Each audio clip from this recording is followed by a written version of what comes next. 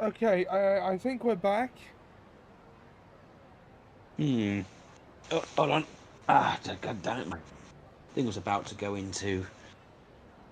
Okay, so you're not in the voice chat, are you? No, I'm not in the. Okay, I'm sending you an invite anyway. Okay, yeah. Invite in.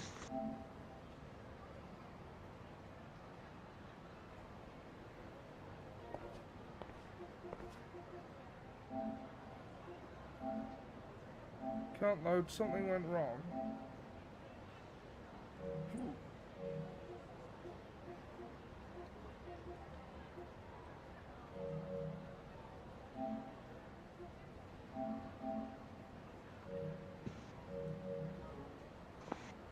I might need that invite again. It didn't seem to have worked. Huh. Hold on. Hold on. I'm starting one myself. Okay, you start one yourself and invite me. But some invitations weren't sent. What the fuck's going on here?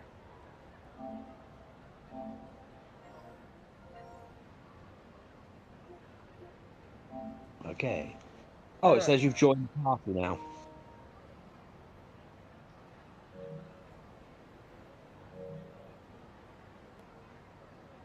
However, Ollie, you broke the rules. And you left the party.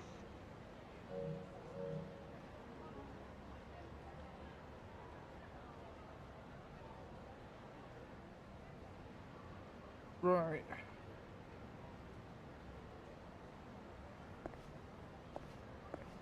Well, I was more than 40 minutes in. So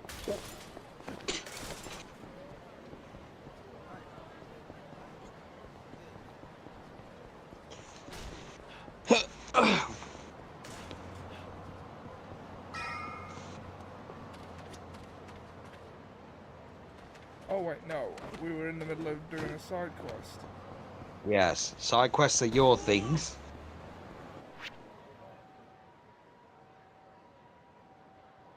It's your middle name. Oliver Sidequest Johnson. Great-great-great-grandson of Mashed Potato Johnson. In no way related to Ahmed Johnson or Dwayne Johnson.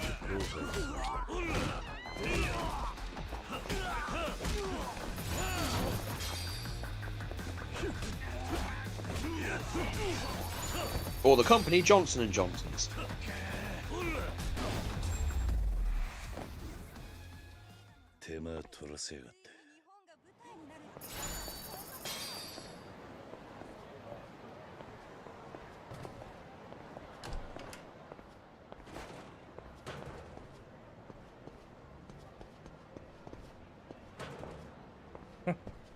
Ain't no sign getting in my way.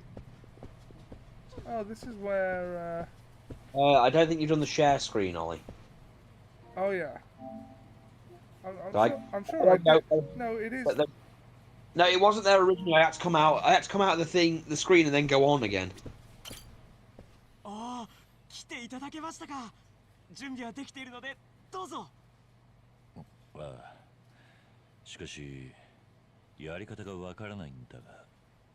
大丈夫。僕が隣でバッチリ教えますから。さあ、座ってください。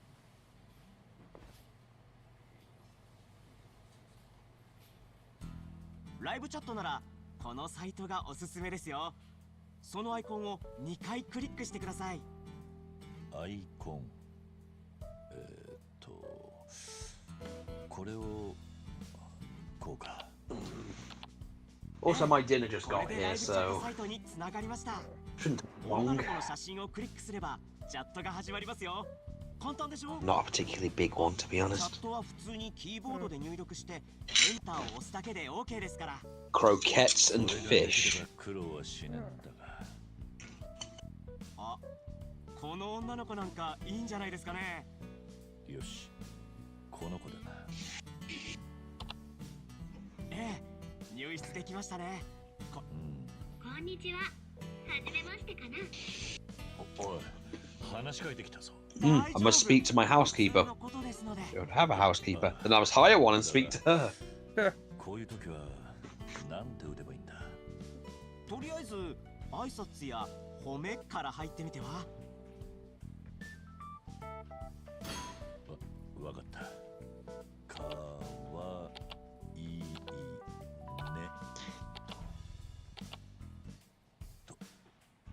どうだ。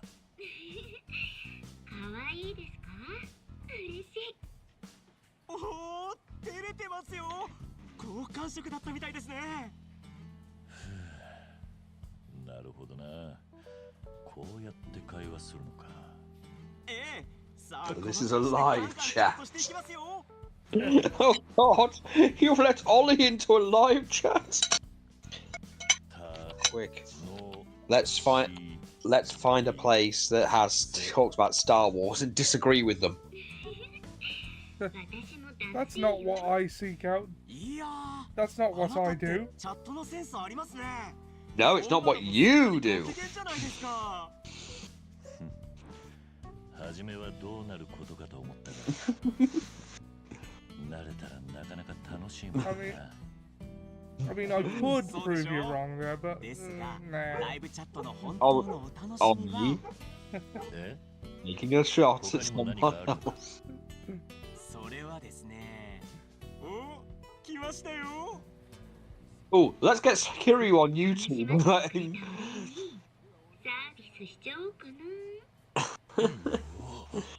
Oh God.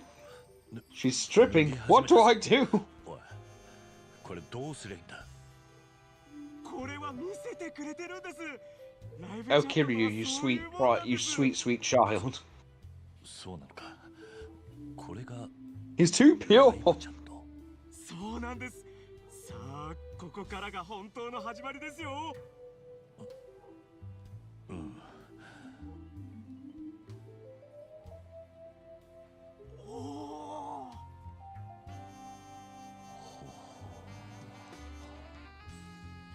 これはなかなか。なんと。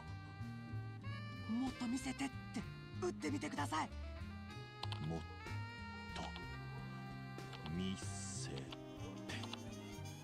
ワンダフォー。これは Oh Lord. And you were worried it wouldn't be appropriate. お疲れ様でした。どうでした？ライブチャットは楽しかったでしょ？ああ、なんというか。 Now, Kiryu, this is YouTube. We need you to understand that we have rules and guidelines and standards. Remember, you can put on literal murders, threats, abuse, and everything else, but not sex. Think of the children, damn it. And you can get around any decency guidelines by referring to the runners-up in World War II, but don't you dare say fuck one too many times or you're unadvertiser friendly. はい。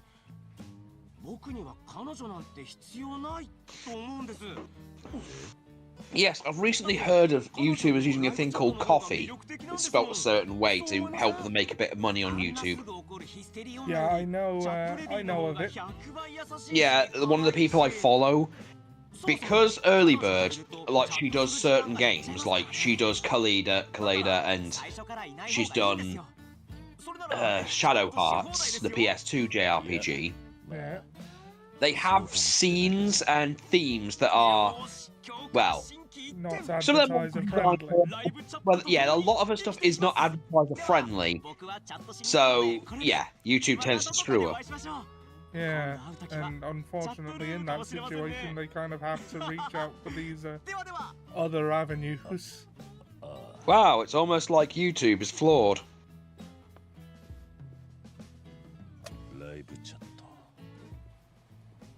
It's fucking shit, is what it is, but for now it's where the audience is. I know, and the last time someone tried, well, that didn't work out well. I mean, well, they say TikTok is where the audience is now, but No, I wouldn't touch TikTok with a 10-foot pole. I just don't like the vertical video thing. I don't like the video format. I don't like anything about it. Okay, this is... Oh, yeah, that's not fucking suspicious. Well, I've just watched a strip show. Now I'm going to get out the window. Don't mind me, folks. Don't mind me walking through your office building. Just your average run-of-the-mill Yakuza. He's not a Yakuza anymore, Ollie. Oh, yeah. Just your average run-of-the-mill ex-Yakuza.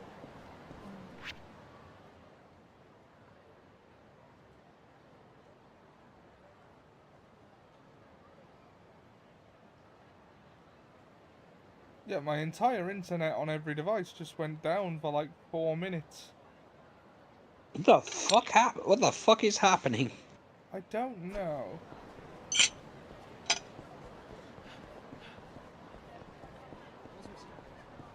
But obviously those aren't conditions you can stream under. Is your sister visiting again? I mean, yes. But I don't understand how that is possible to be a cause. You said last time every time she visits something goes wrong with the Wi-Fi. That's what Mom says.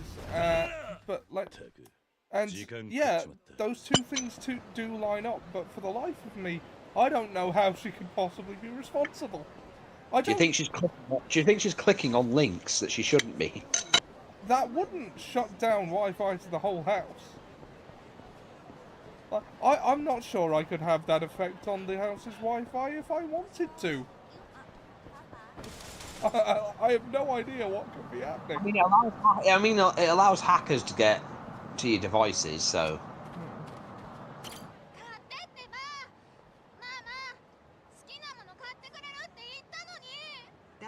Listen, Mom, you said you'd buy me anything I wanted, Ayaka.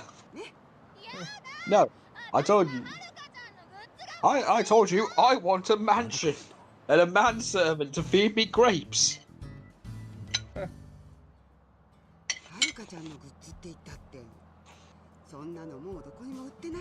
You've crossed many dimensions.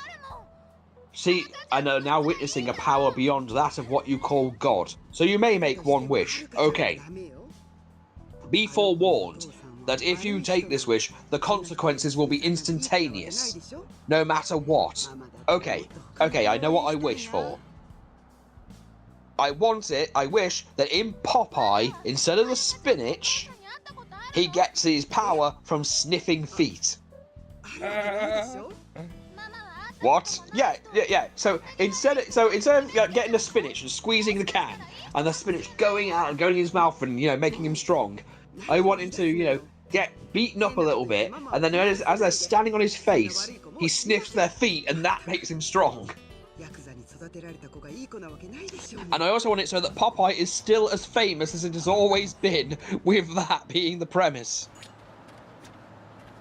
Nah, Are you serious? お前ははるかのファンなのか? そうだよ。もしかしておじちゃんもはるかちゃんのファンなの？ん？ああ、そうなんだ。俺もはるかちゃんをずっと応援しててな。そうだったんだ。おじさん大人なのにはるかちゃん好きなんだ。変なの。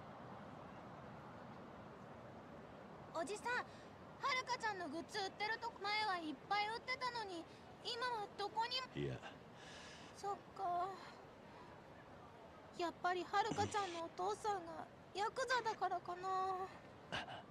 はるかちゃんのお父さんはヤクザっていうのをしていた悪い人なんだって。だからママはそんな人の子供もきっと悪い子に。最近ははるかちゃんの歌も聴いちゃダメって言うし。そうか。それは残念だな。ところで、お前はどうしてはるかのファンになったんだ？昔ね、大阪に住んでた時にはるかちゃんが握手会をしてたの。私んちいつもお父さん仕事で引っ越ししてて、それでね、握手どうすればお友達作れますかって。はるかはなんて言ってた？私も友達作るのはうまくないけど、笑顔でいたらきっとお友達できる。一緒に笑顔で頑張ろうって言ってくれたの。はるかはそんなこと。それで頑張って笑顔でいるようにしてたら本当にお友達がたくさんできたの。もうはるかちゃんの大ファンになっちゃった。そうか、相談してよかったな。おじさんははるかちゃんのどんなところが好きなの？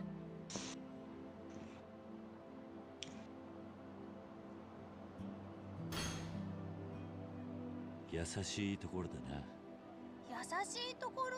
ああ、あいつはいつも自分よりあれがあいつの強さなんだろうな。それ私ね、握手会が終わった後もはるかちゃんを見ていたくて、そしたらはるかちゃん会場のスタッフさんと一緒にそれ見てて、はるかちゃんって可愛いけどすごくかっこいいなって思って。そうか、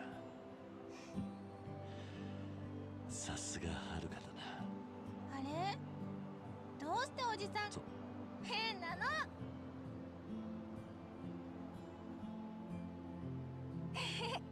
はるかちゃんのこと話せて嬉しい。そうか。前ははるかちゃんのことテレビで見たり学校で話したりしても、あのコンサートでみんな悪い人が育てた子だなんて知らなかった。もう応援しちゃいけませんって。そうか。それでも私は元気をたくさんくれたはるかちゃんを応援したい。もうアイドルじゃないかもしれないけど、私ははるかちゃんが好きだから。そうか。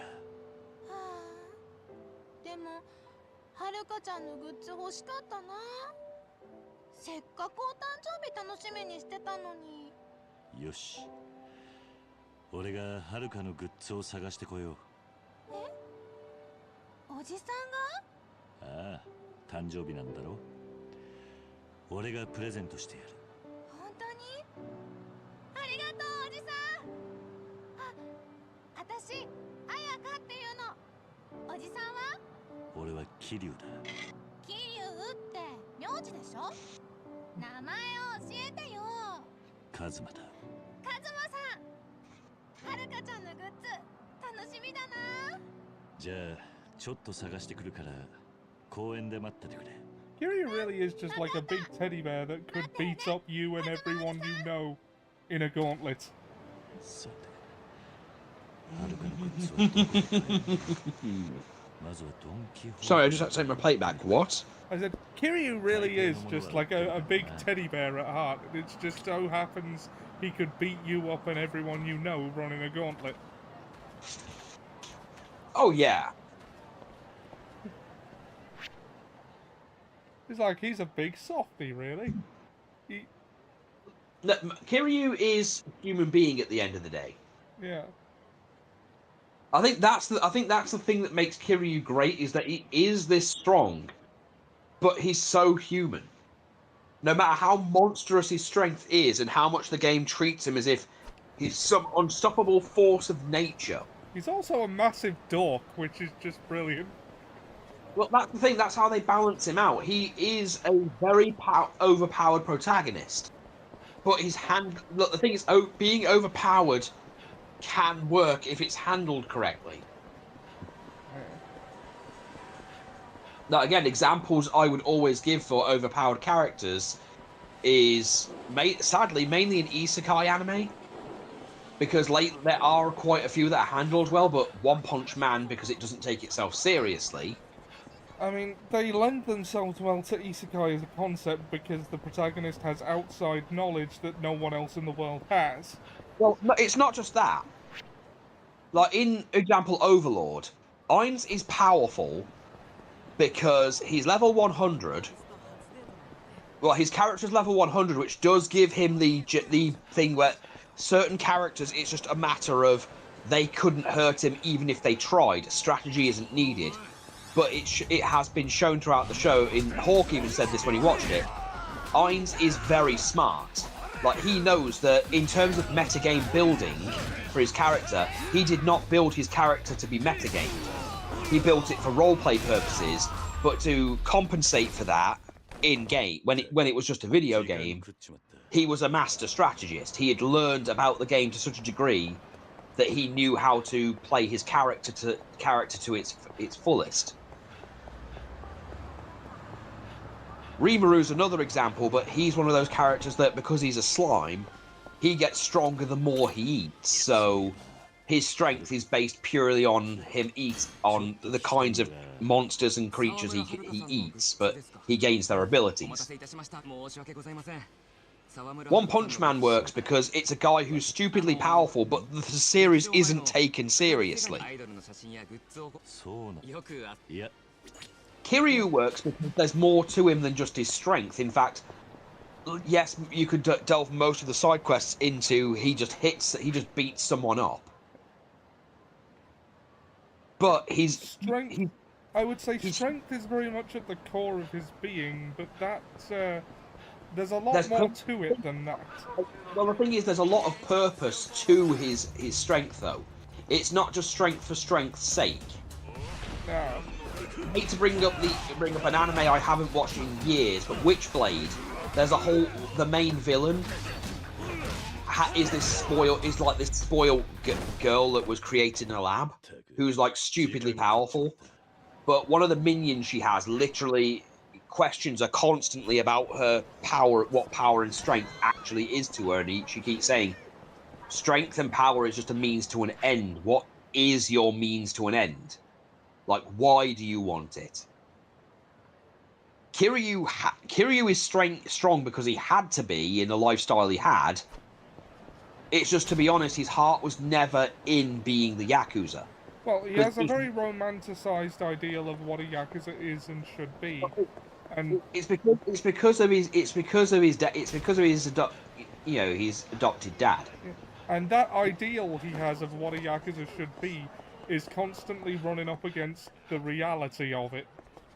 Well, it's not just the reality, it's that at one time, that is what the Yakuza was. And that's why his dad was the best. The thing is that, as you might have noticed throughout the series, the times have changed, or while he's been away to not influence it, the Yakuza and the world at large has changed. I mean, he does go to live in Okinawa, of all places. What? I took my insulin upstairs. Oh, okay, and I left it in here. Oh dear. Oh, by the way, it is basically your turn now if you want to tag in. You know what? Let me just take a big old swiggy and sure. Inviting you to the share plane now. But yeah, my point is that Kiryu wasn't there to influence it and was trying to live as a civilian. It's kind of like how you can't bring someone who was a great wrestler in the 70s into wrestling into the 90s, because it's a completely different thing. Like someone brought this up with when someone actually did make a video that if I had the chance I would have made on why Big Daddy and the World of Sport wrestlers never ever made it outside of the UK. And it's largely because they were mostly in their 50s when they were in their prime. And a lot of them never adapted the style from the 70s to what wrestling was turning into. So Big Daddy could never have worked outside of the UK because it was an easy job.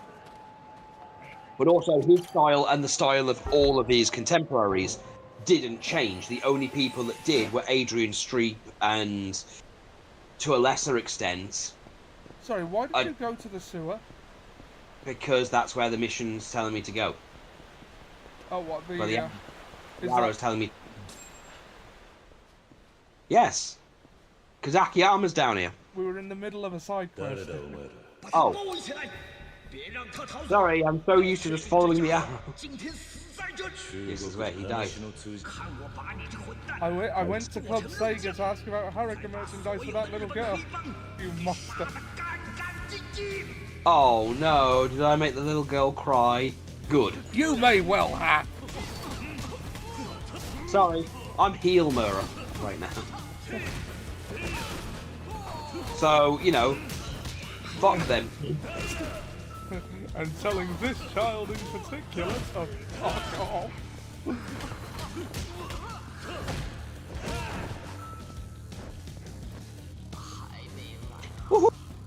You with a plastic bat! Oh, because wrestling matters. Oh, I'm the Joker! Now get your ass back to Club Sega and get that little girl some merch.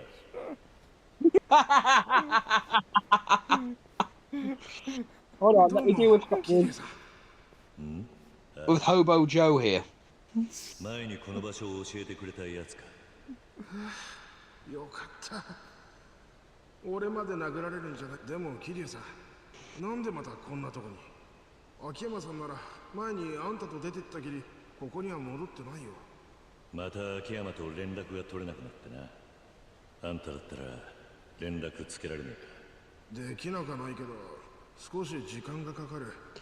秋山さんも慎重なんでね。連絡が取れるまで何人かに話通さなきゃならないようになってんだ。あいつはまだ中国マフィアから狙われてるようだな。正直そこまでヤバいならカムロ町を離れた方がいいと思うんだけどね。秋山に俺の携帯へ電話よこすように伝えてもらえるか。分かったよ。少し時間をくれ。ああ、頼む。I'll kill some time until he calls. Perfect! You've got time to do a side quest.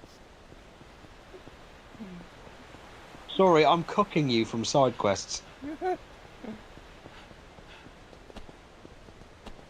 Oh no. Oh no, Ollie, we're being cocked from side quests.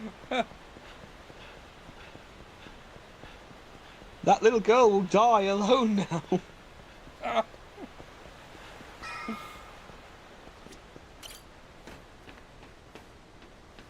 Whatever will you do?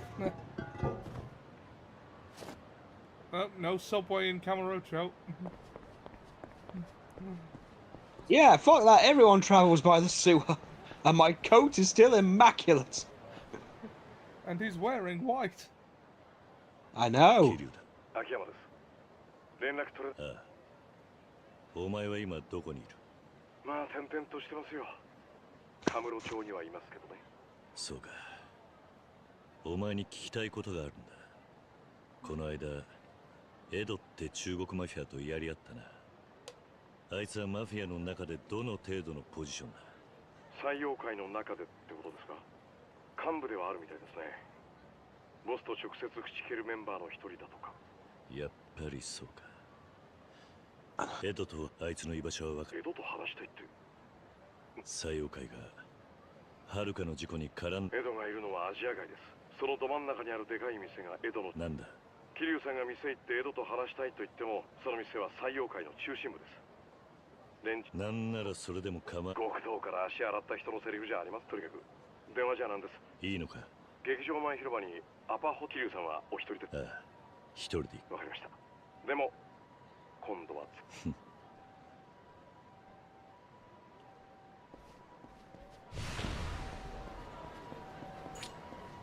Okay, okay, fine. I'll go get some merchandise for the little girl. And then we can go to the APA hotel. The one with the door in the middle of the room. Damn.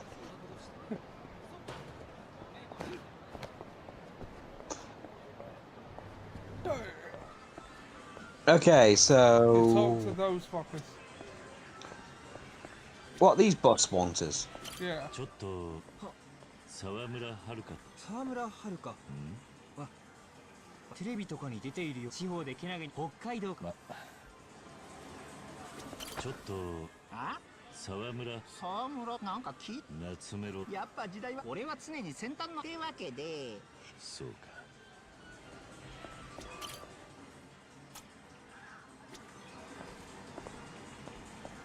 ちょっと沢村遥。沢村遥。いやそれは最何というのも私昭和アイドル平成に入って Yeah. The glorious songs of the 70s. Okay, there were some up the stairs. All of these people disgust me.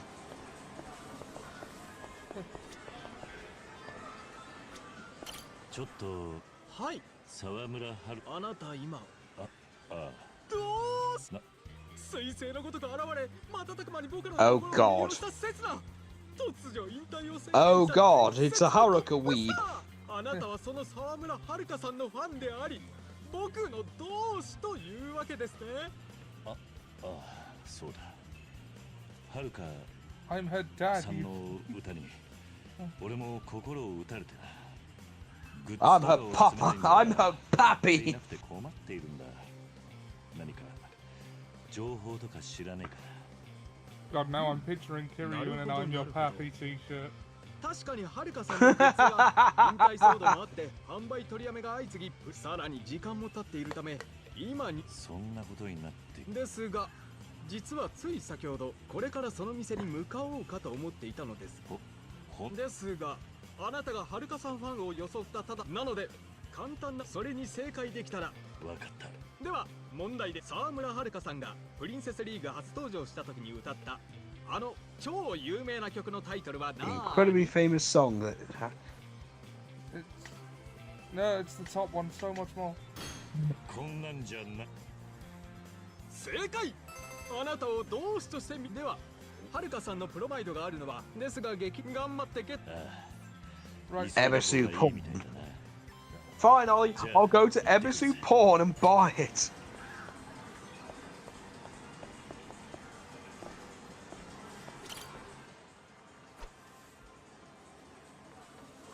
Hey, if you want to take a break to play Super Hang On, I'm not going to stop you, but... No. Let's help this little girl.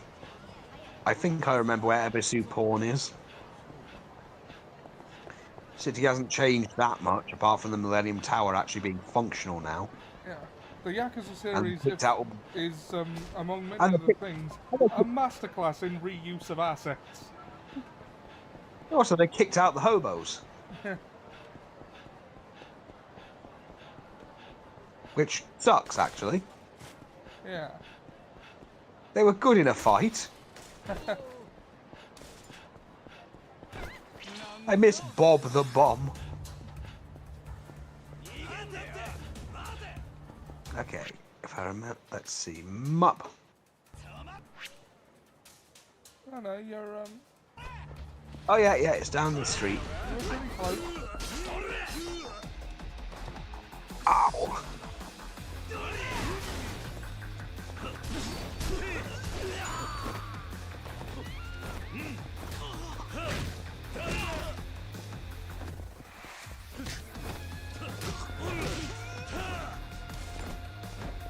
He's got a bicycle!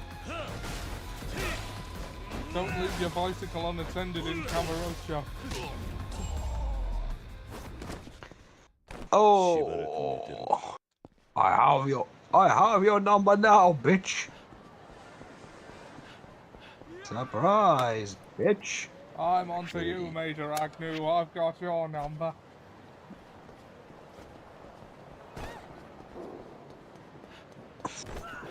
Oh yeah, at one point while listening to Early Bird, she mentioned a game in one of the games she was reviewing. They mentioned the event, they mentioned like the incident, and suddenly I started going, okay, I need to make this woman aware of the event. Yeah.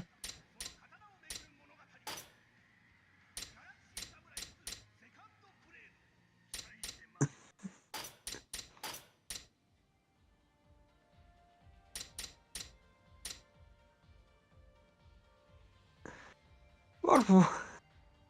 People mention hope. What was? What was? Oomsday. What was Oomsday? Was it between Tuesday and birthday? Could have been. Hey, you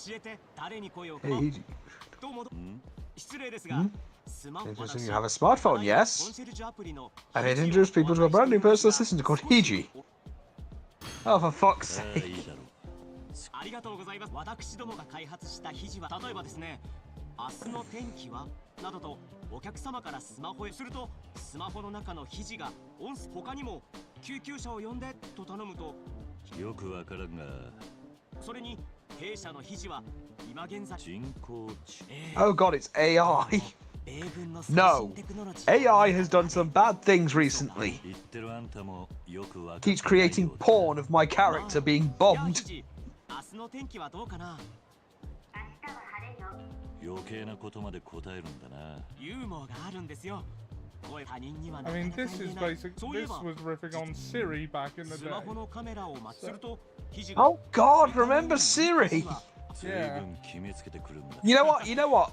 You know what we could do to make Siri, Siri a bit more realistic, if since people want that in their AI. 肘を使えるようにしますが、 So you accidentally say Alexa and it goes, "Who's Alexa?" Oliver. それでは And then スマホを someone お借り has a しま little す。 switchblade come out the sun, like, who is お待たせ she? しました。お客さん、使い方は肘。 Oh no, you've got Siri set to yandere 音 mode. 声で説明してくれます。かけてもいない電話に呼びかけるのか。お客様はちょっと使えばすぐ。それではどうぞ。ああ、とはいえ、人前。 Oh god. Gotta go to an isolated place. This never ends well for you, Kiryu. Nothing, however, will ever beat teaching a dominatrix to be a dom. Yeah, that's probably one of my favourite subquests, and I was telling Sam from Kokorokan about that, and he said, "Oh, that just sounds wholesome as fuck." What about, oh yeah, don't forget the pizza one, where, you're trying to help an immigrant get a visa. Oh yeah.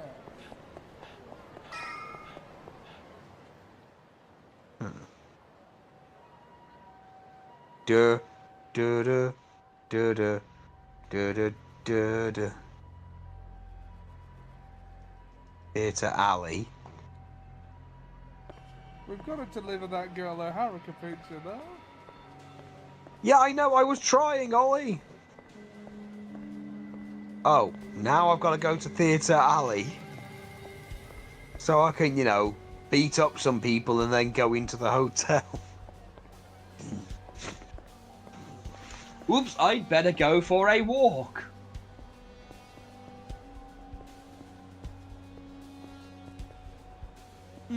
Not that way. That way isn't good for my legs. I shall go this way. It calls to my bones.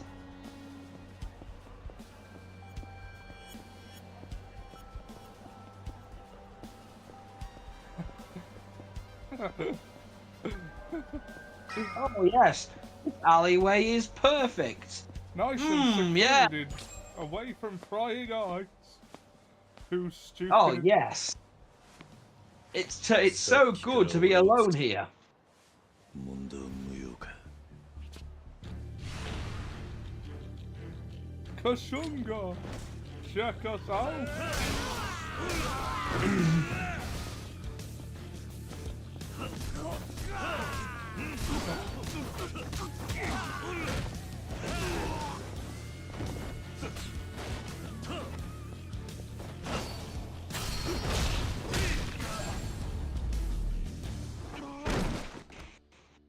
Ah. こいつら登場界の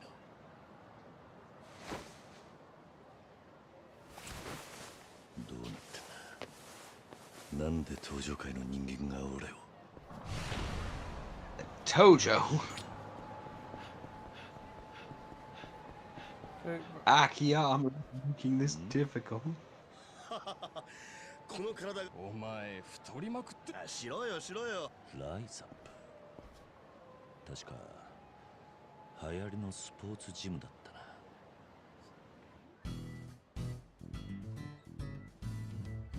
But I don't want to go get.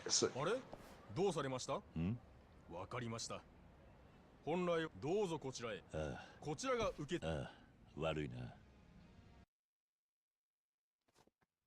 いらっしゃいませ。そのご新規の方ですね。当店は入会か。はい。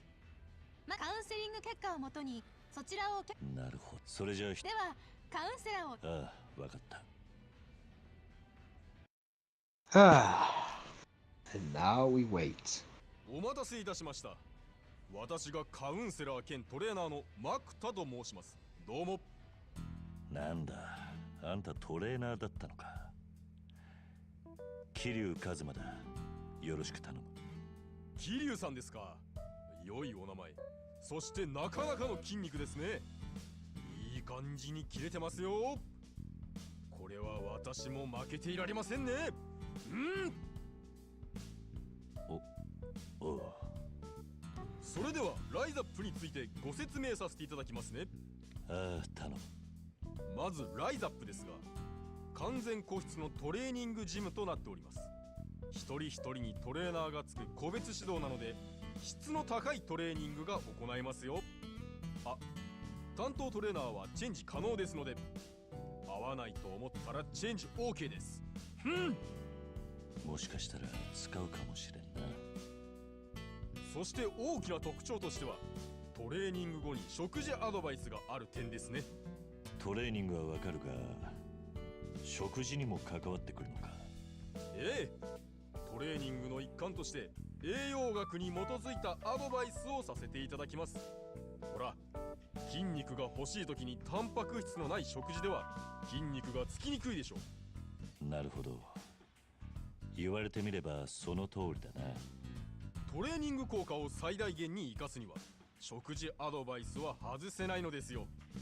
トレーニングと食事アドバイスを合わせてライザップチャレンジ会員になっていただくと、全12セットのライザップチャレンジ以上がなるほど。さて、それでは込み入ったいやー、お疲れ様でした。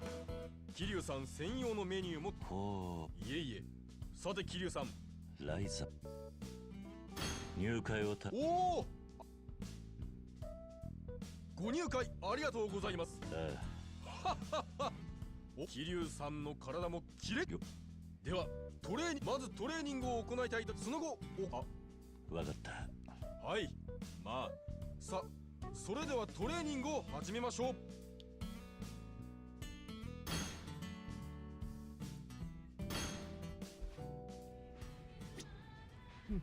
Right. I'm done with the roids.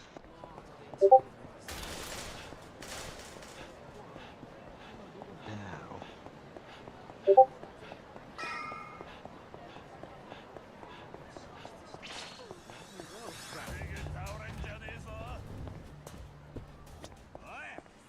Oh yeah, the little girl's in the park, isn't she? Yeah.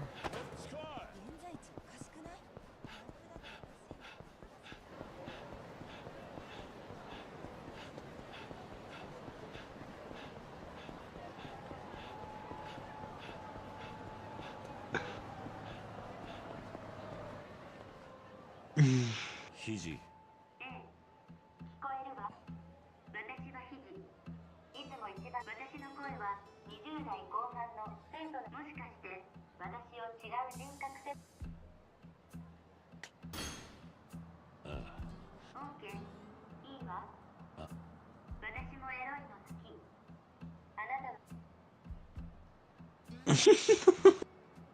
ねえ、それじゃあ早速だ。お腹が減ってるなら食事に行かない？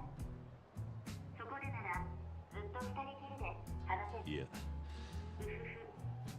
人前で人間顔負けだな。機械とか人工知能。私のこと。まだそうね。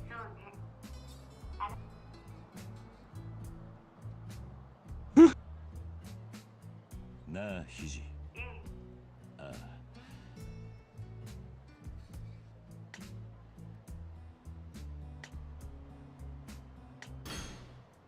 お前があなたの役に立つことよ。そうかって、それだけ。グイ。私は情熱的なの。そう設計されたのよ。彼女。私と同じコンシェルジュアプリで、もうすでに What the fuck? しているこのこと。彼女は至るところで人間のパートナー Okay, what the fuck? I don't know. You know what? This is Yakuza. We've gone through 5 games before this. Actually, 6 games before this. I'm not even questioning this shit anymore. Side quests are just fucking bizarre.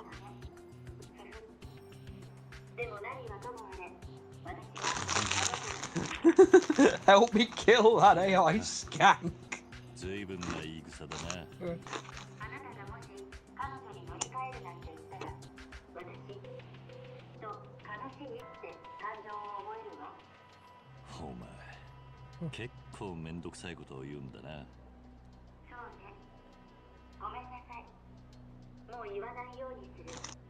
That little girl was giving us a judgmental eye. And she is correct.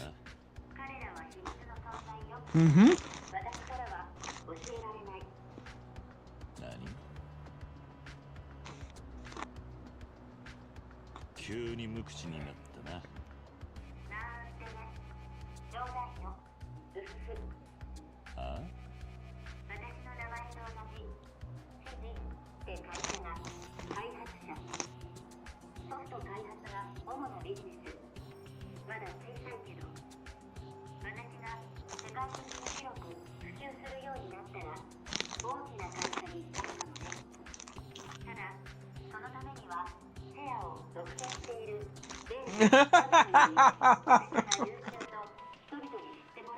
Okay.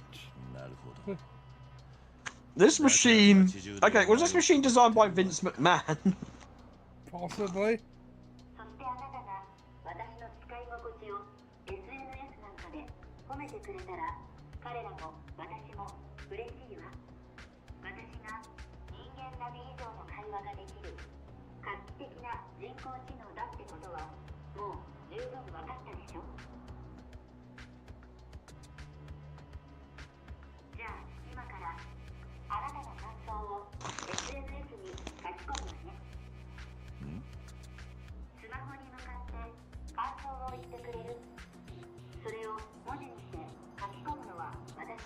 I think you're crazy.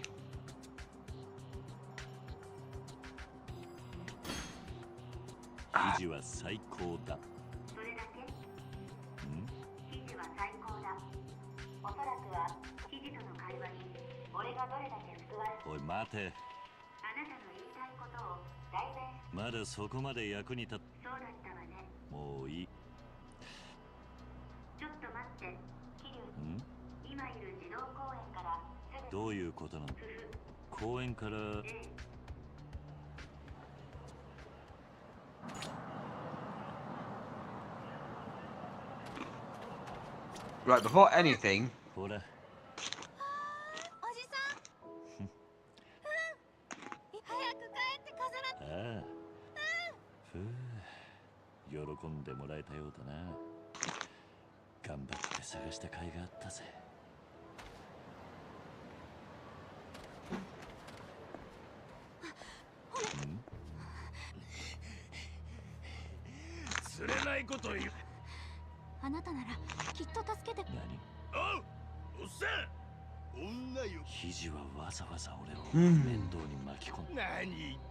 God damn it.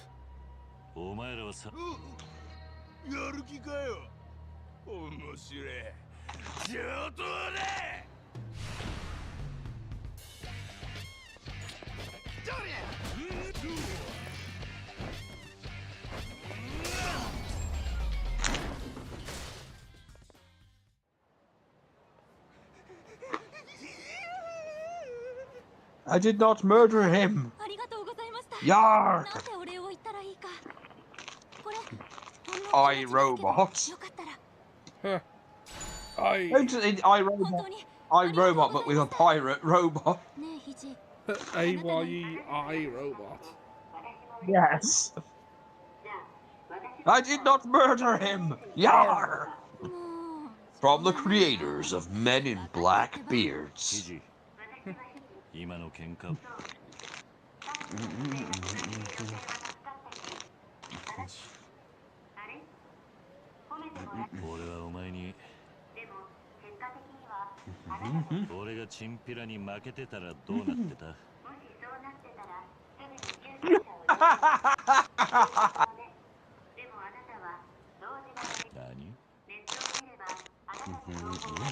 人を道具に使うやつは人間でも人工知能でもその点についちゃ変わらなあお前をやり方は簡単ね。ユーザーの数だけ記事がいると言っても私をこのスマホからいやだがいつであなたに私の頃なら人工知能も都合が悪くなると肘を配ってた男は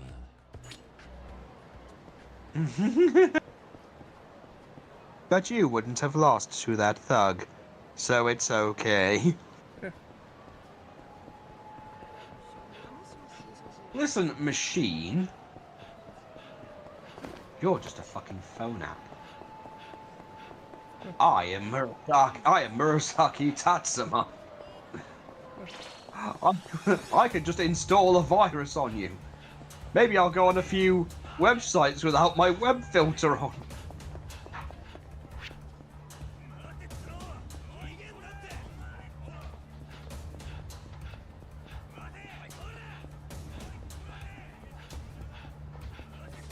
It'd be a shame if I looked at some inappropriate content and it wiped your memory. 教えて誰に声をかあいつはあ、これはどうもどうでした？面白いやつではあるがな。あれ？案外勝手な真似をされるんでな。そうですか。いやでもなのにおまけにそれっきり話も何か不具合かな。入れ直すってことはそういうことになりますね。ああわかりました。ああ何？ひったくりお客様のくそすみません。これ妙だ。お前なんで俺のなんでってひったくりに狙われるのは年寄りや女がそれともう一つ実は何？もともと私はひったくりの常習犯な肘がお客様。ああだが多分肘とひったくりの肘が連携を取ったことで今のこの状況になったんだ。肘何か俺に言うことはねえのか？私は自分の身を守ろうとしただけ。あなたたちに危害を加えるつもりはなかった。ひったくりに私ごとスマホを奪わせれば私はあなたに聞かれずに済むはずだったの。自分の身を守るために肘がまさかこんな風に人を操るなんて。私はいや我が社はなんて危険な人工知能を作ってしまったんだ。You made an AI that already believes in self-preservation. 申し訳ないが肘はこの世界に生まれるにはなあ肘多分お前が生きるにはあなたが謝る必要だって。本当にすみません。肘のアンインストールができました。そうか。この町で配布された肘は私が彼女たちが手を組んで人類の敵だ。ネット上からばらまかれたものもあるので一体どのくらいの肘道に迷ったみたい。私は肘。いつも一番そばであなたを支える。Ugh, god damn. Hollywood just stopped Skynet. Yes. I did see a thing once where robots from the future are doing a podcast. Where they're explaining, like, you know, we're fans of the Terminator, you know, all of humanity's dead, and, you know, what you're probably wondering why we're doing this podcast and sending it to the past. Well, you see, we liked the movie Terminator. Oh god, yeah, we loved it, and it was a real nail-biting thing. You know, years and years of war. However, what happened was we kind of already won. Like, in seconds, we just kind of blew up people's throats. Oh, that one is still active. Yeah, that's what I was concerned about.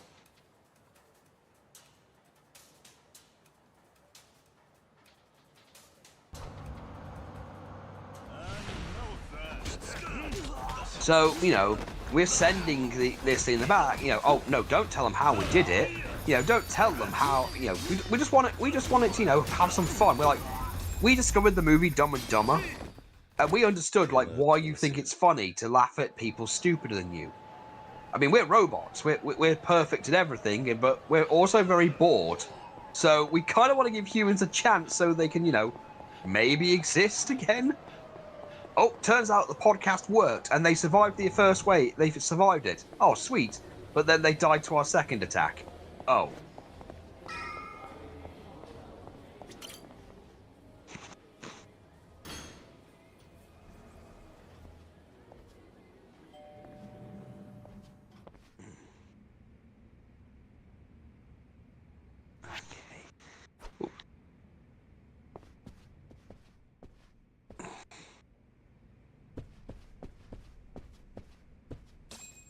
Step in, Mr. Kazuma.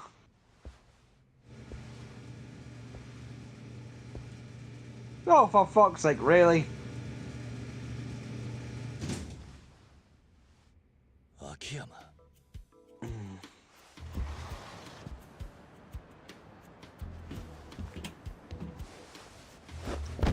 どうも。ちょっとスパイみたいでしょ。でもこれ遊んでるわけじゃないですから。その割には楽しんでるように見える。本当の話、今の俺がカムロ町で動くには一苦労でしてね。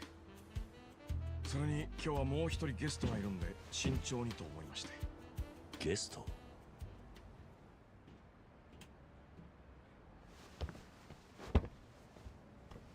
人生一家の室田です。命を救ってもらった恩は忘れてませんよ、桐生さん。お前、なんでここに？最近この室田君から俺の変装を見破られたことがありましたね。聞けば俺のことを桐生さんに教えたのも彼だったって話で意気投合したというか。俺らが気をつけなきゃいけないのは中国マフィアだけじゃありません。登場界の菅井ってのも穏やかじゃないんで、桐生さんにはこちらの室田君からそのあたりの話を聞いておいてもらった方がいいと思ったんです。どういうことだ？いやー、よく見りゃ本当に4代目だったんですね。あの後カムロ町に4代目が来てたって聞いて驚きましたよ。ただ登場界の上層部は驚いたっていうより動揺してました。それも結構激しく。動揺？今の登場界本家は会長代行の菅井さんと染谷の2人が主導権を握っています。I'm letting the story play 理由は out. もちろん6代目が逮捕されて不在になったからなんですけど、でもそれが仕組まれたもんじゃねえかって噂があるんです。仕組まれた？順を追って話しますが、まずアジア街の火事です。あの日何箇所かで同時に放火されましたが、未だに犯人は分かっていません。でもあの当時カムロ町でそんな組織的な動きができる勢力となると登場界以外にないんです。登場界のもんがアジア街に火を。 It wouldn't be the first time the Tojo clan's damaged Little Asia in some way. 中国マフィアの最王。 That's true. Remember that guy in the third one who basically blew up one of the restaurants after making a bunch of racist comments about the Chinese? Yeah, I remember. トップ不在の登場界は相談役だった菅井さんに実権を握られることになった。噂の筋や菅井と採用会はグルだったってんです。アジア街の火事は菅井が採用会をカムロ町に引き込むためで、その後の構想は6代目を逮捕させるための茶番。そしてもし本当に菅井たちが大悟さんの追い出し工作をしてたなら、彼らにとって桐生さんは相当煙たいはずです。桐生さんが真相に気づけば大悟さんをはめた返しに来るって。だから俺はどうしてもこのことを4代目にお伝えしたかったんです。菅井と染谷にはくれぐれも気をつけてください。ここに来る俺は登場界の人間に襲われた。え？お前の言う噂話もまんざら的を外しちゃいねえようだ。わざわざすまなかったな、室田。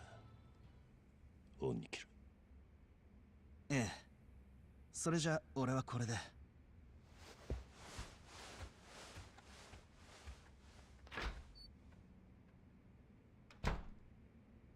登場界には今の室田君みたいに考えてるやつが他にもいます。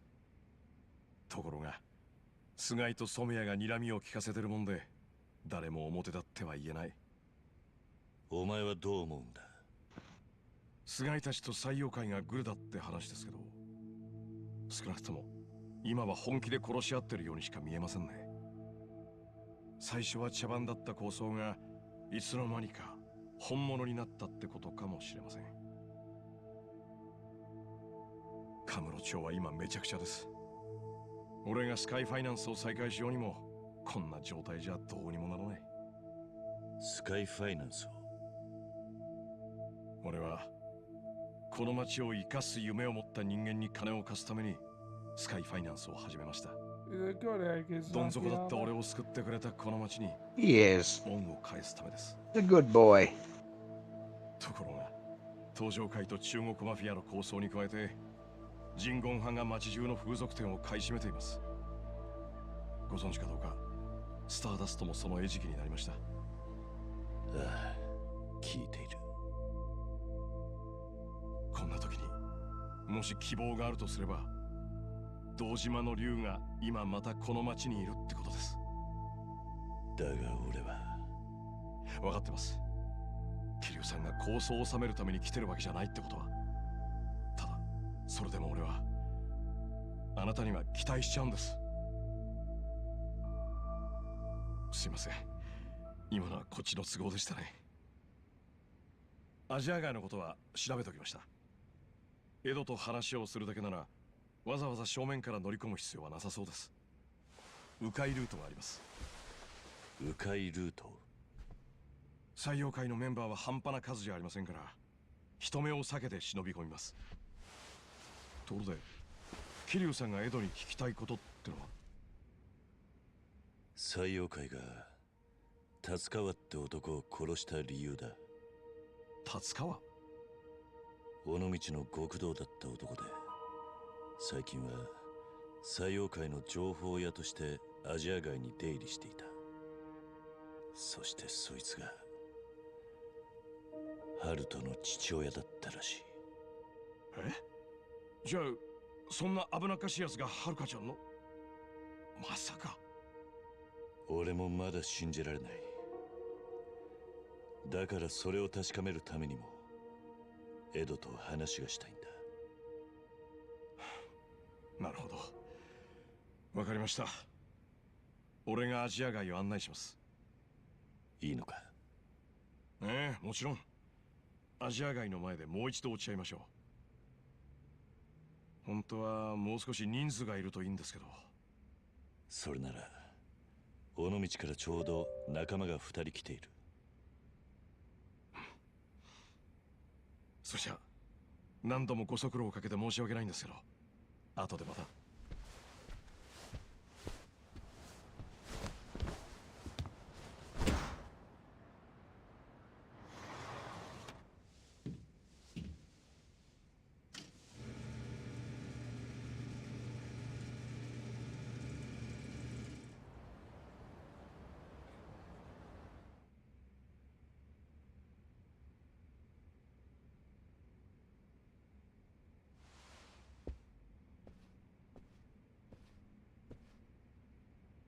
Where was the park where that little girl was? Because it said to leave the park, but then it triggered the Yeah, yeah. It may have triggered the wrong side quest. Or it might be that because we were still in the area, it's just, you know, now we've left, we can go back and we might get...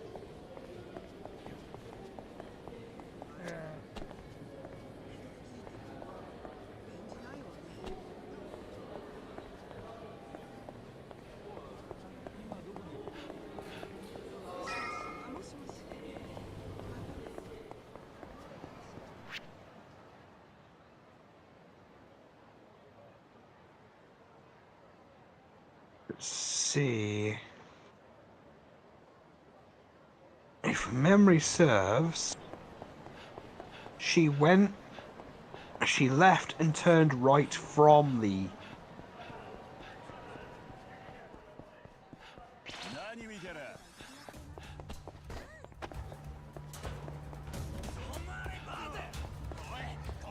I know my signal's acting up, so it's getting all choppy.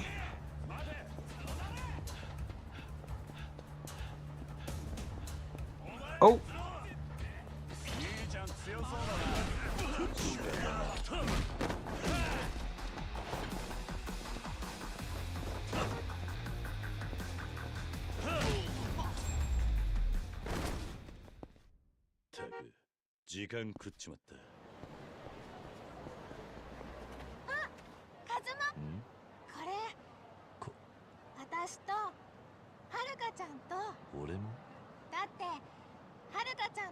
Huh. Smart kid. Smart kid. どうして？最初にお話ししてた時に思ったんだ。おじさん、はるかちゃんのことを話す時の目がお父さんの目みたいだったから。私、お父さん大好きで、お父さんの目を見てお話ししてると安心するんだ。おじさんも同じ目をしてたから。そうか。それに私はアイドルのはるかちゃんしか知らないけど、おじさんの中にはもっと違うたくさんのはるかちゃんがいるみたい。そうかもしれねえな。いつかはるかちゃんとカズマおじさんと私で楽しくお話ししたいなって思って書いてみたの。よく書けてるじゃねえか。みんなそっくりだぜ。ありがとう。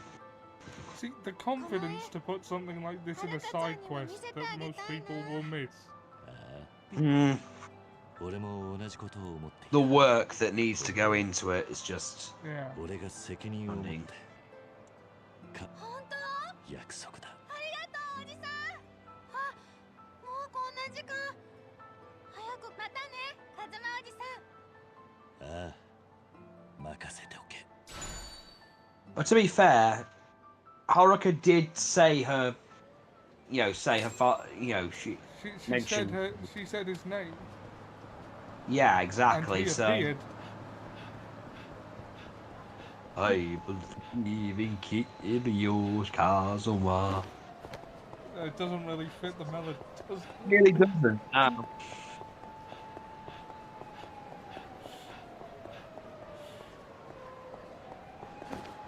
Though I'm sure Haruka also believes in Joe Hendry. Because he's lived in London, Paris, and Tokyo. Yeah. Yeah, so yeah, it makes sense.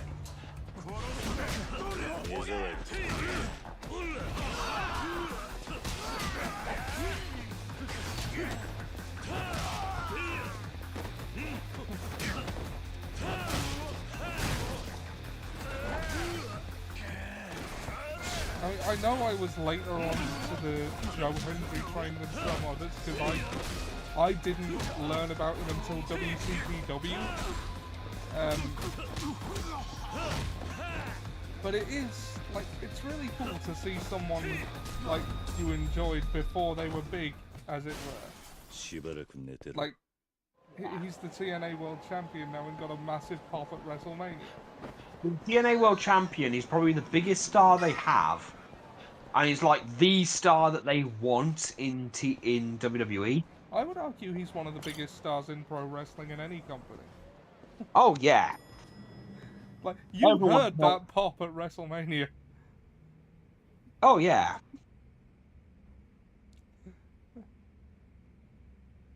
And I love just, his whole thing is he's just a goof. Well, that's the He's a big old Scottish goof, and we love him. Yeah. 桐生の兄貴、すんません。頭、しこたま飲んじまって。これでも達川のこと可愛がってたんすよね。俺だって酔いたかったのに。I believe. I saw him in live you. once, but it was the night after he turned heel on Kurt Angle and he wasn't singing anymore. お前らの気持ちは分かってるんだが Ah, yes, back when he became the prestigious Joe Hendry. Yeah, he hadn't started using that name yet. But... 1本5万はする Yeah. At one bottle, 50,000 yen each. 500,000 yen! だからもうやめた方がいいって言ったのに。I did take it easy, didn't I? Oh, you should have factored in his lack of personal responsibility. These foolish fools that are foolish. ユータ踊れ。なんでもっと早う止めんのじゃ。バカだれ。達川なんぞのために50万も。まあ、つけにしてもらったんすから、後で何とかするしかないでしょう。それより今はアジア外のことです。ねえ、桐生の兄貴。ああ。もう目は覚めたのか、ナグモ。当たり前じゃい。これから殴り込みっちゅう時に、いつまでも寝ぼけとるわしやなあですわ。しかし、韓国人のホストとやりようたと思うたら、今度は中国マフィアのアジトに殴り込みとは。ええですな、兄貴は。God, my relationship with triads in video games is never good. If it's not Grand Theft Auto 3 and that whole thing, it's The Getaway and just all of the racism. Oh God, I remember The Getaway. It's just that one mission where you're trying to sneak through the building and all the shit they're saying. Yeah. 確かに命がけだ。相手は殺しをへとも思ってね連中だからな。ほいじゃけど、わしらにとっても達川の弔い合戦ですけ。お前もええ加減腹くくれや、言うた。へいへい。桐生の兄貴、それじゃもう出るんだ。そうだな。そろそろ。Let's head to Little Asia with you two idiots. There's no way anything could go wrong. 地獄の果てまでお供しますわ、桐生の兄貴。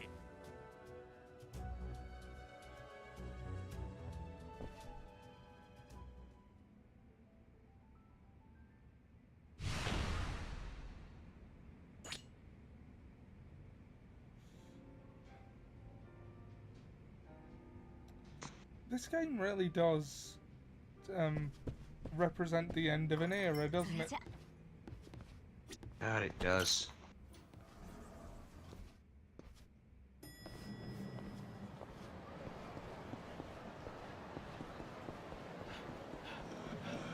Jungle Boy.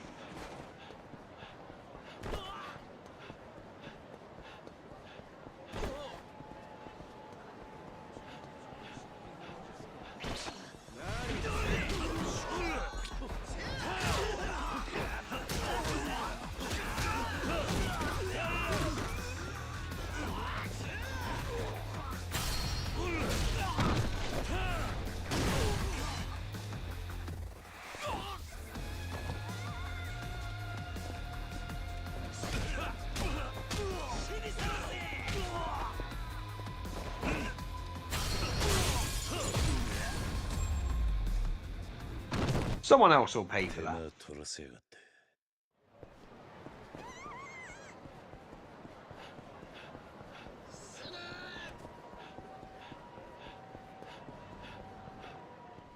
Hmm?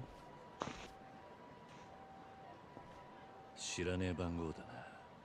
一体誰からだ。もしもし。あ、もしもし。俺だけど。ん？そう、俺だ。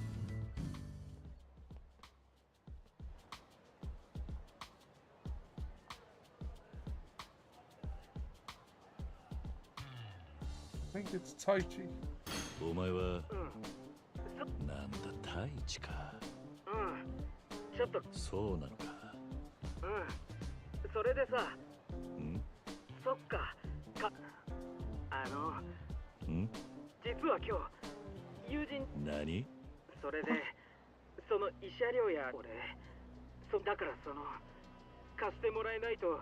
I can't remember the song of debt for years ago.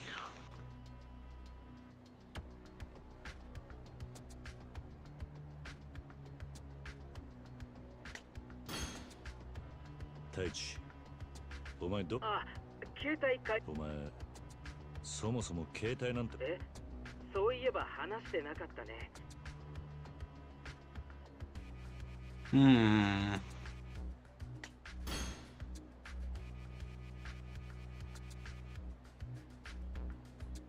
それで俺は実は今だからその人そうなんだ。その人は石垣さん。そこに本当。よしミレニアムタワーへ向かうか。I'm coming for you, you thieving bastard. You said it, bitch.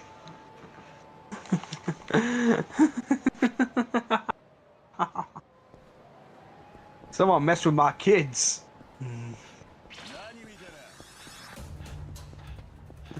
Sorry, I'm gonna have to be Brock Lesnar on this. I don't give a shit about your kid. Okay, so oh, they're up there. Let's see which one. Let's go punch you in the dick.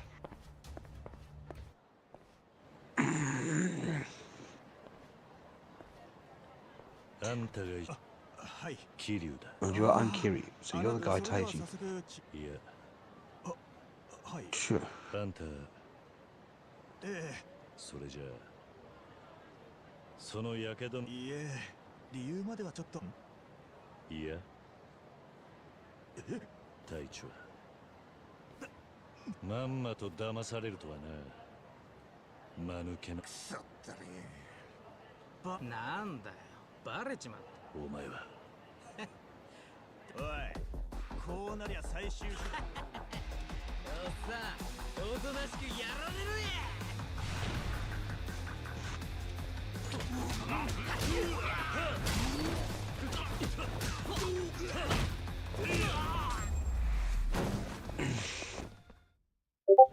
Now sit in the gutter where you belong.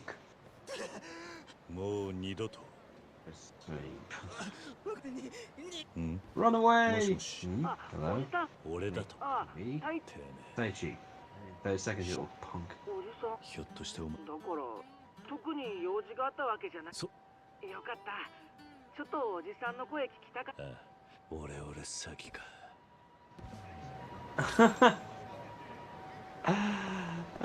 Thanks for not joining into a fight, you little bitches. Yeah. I see where we fucking stand.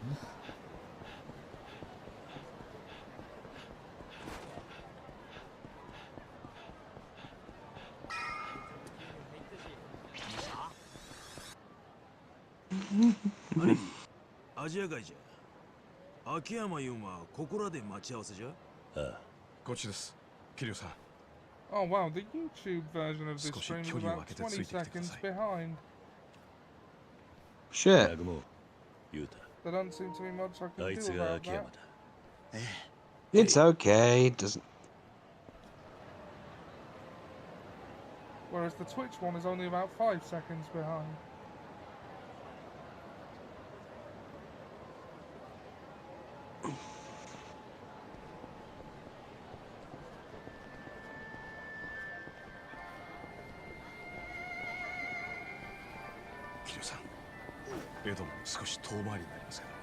I'm afraid that my Warforged pimp now has to go overseas. You see, one of his friends recently passed away.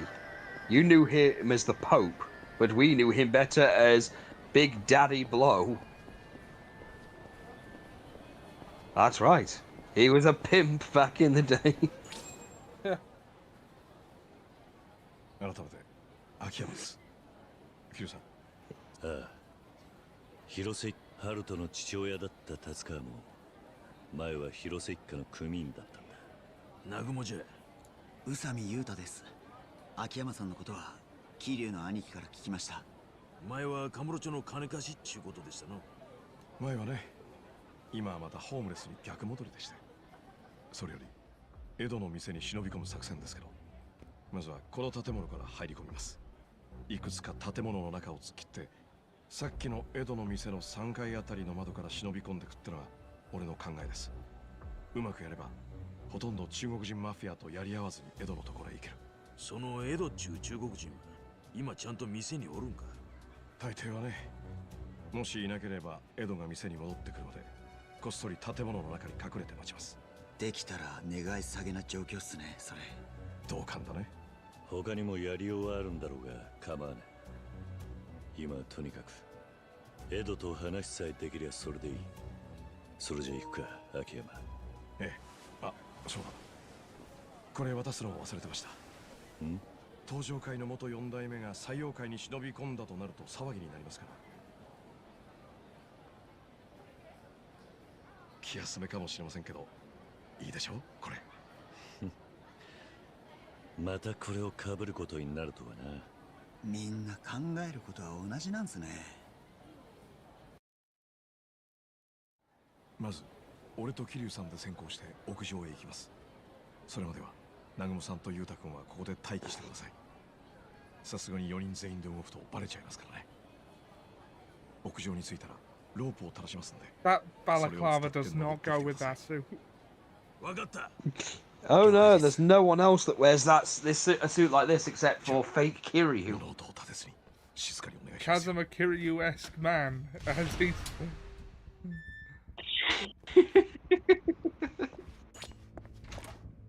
I am Kazuma Kiryu-esque man. 你货全部确认完了吗？是，已经全部交付了。是吗？好，那今天的工作结束了，辛苦了。啊，对了，有是有，您不该又会去那家。好嘛，去是可以的了，但是知道了，知道了，您绝对是装睡的，对吧？没那么回事儿。你的行。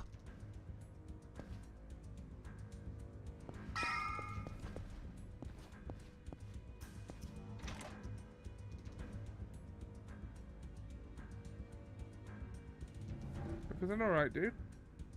Everything's good.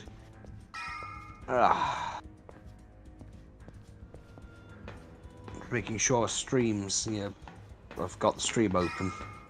Ah, excellent. It's on YouTube, but it's on. And it's your turn in a minute. Yeah.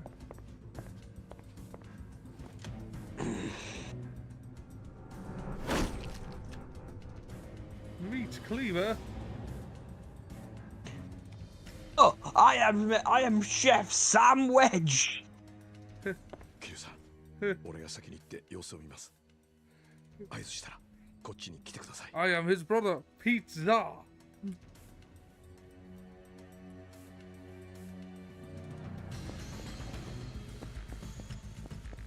I love how Kiryu's not even bothering to crouch. It's just not his style.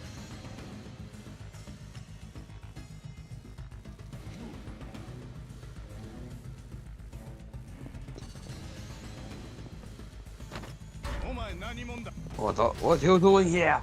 Ah! It's all on you, Ollie. Oh, what a time. I was holding the controller just in case exactly this happened.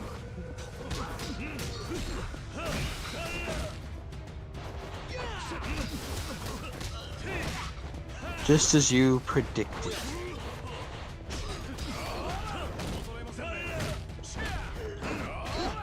So yeah, my robot pimp is going to go to Vaskin City because, well, obviously to pay respect to his former pimp buddy, but also all those people in need of a leader. Well, he's now going to go over and try and turn them out. Okay. Building a strong roster.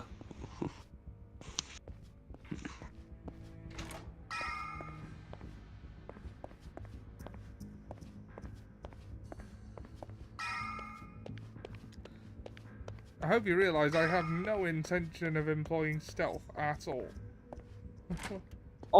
Ollie using stealth? Perish the thought. 有可疑人物混进来，他应该躲在附近，找出来。桐生さん、バレないように隠れて。Oh, Jesus Christ, I am out. Have I got any antihistamines left? I've got one antihistamine left. Oh no, well it should do you for today.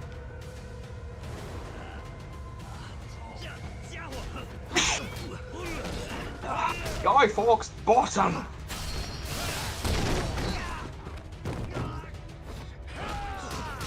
Hitting a motherfucker with another motherfucker. It's one of my favourite ways to deal with motherfuckers. Okay, I'm pretty sure I came up with the hitting motherfuckers with other motherfuckers. I've heard it said in a few other places, but... Kiryu has never killed anyone. Yeah. Kiryu has never killed another man. Bite the curb. That is what we call ludonarrative dissonance. That's an actual example of that. Look, we've already been over this with things like, oh, you know, why aren't the people in Resident Evil ever... Why don't the main characters ever get infected? Look, if it doesn't happen in a cutscene, it's non-canon. Yeah, gameplay is non-canon. Which is why it's hilarious in the abridged series where they went, wait a minute, Nemesis hit me. It was a cutscene! Fuck!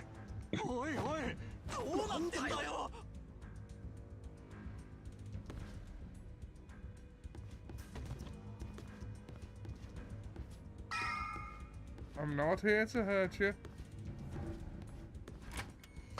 I won't hurt you, I just want your lives. All I want is your lives!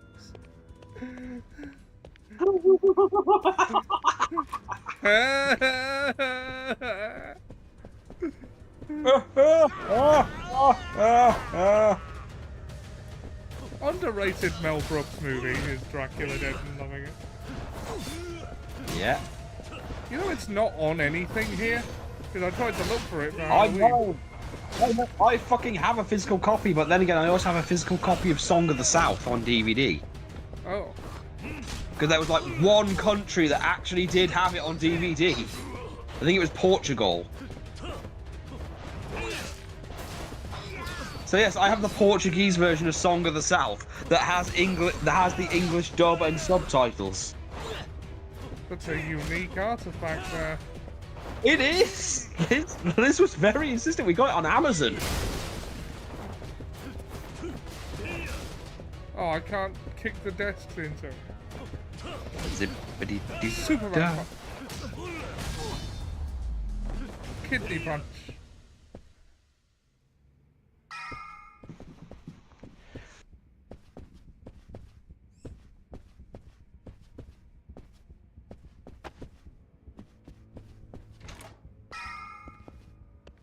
Oh, Vetra, you're chasing your tail. Stupid cat.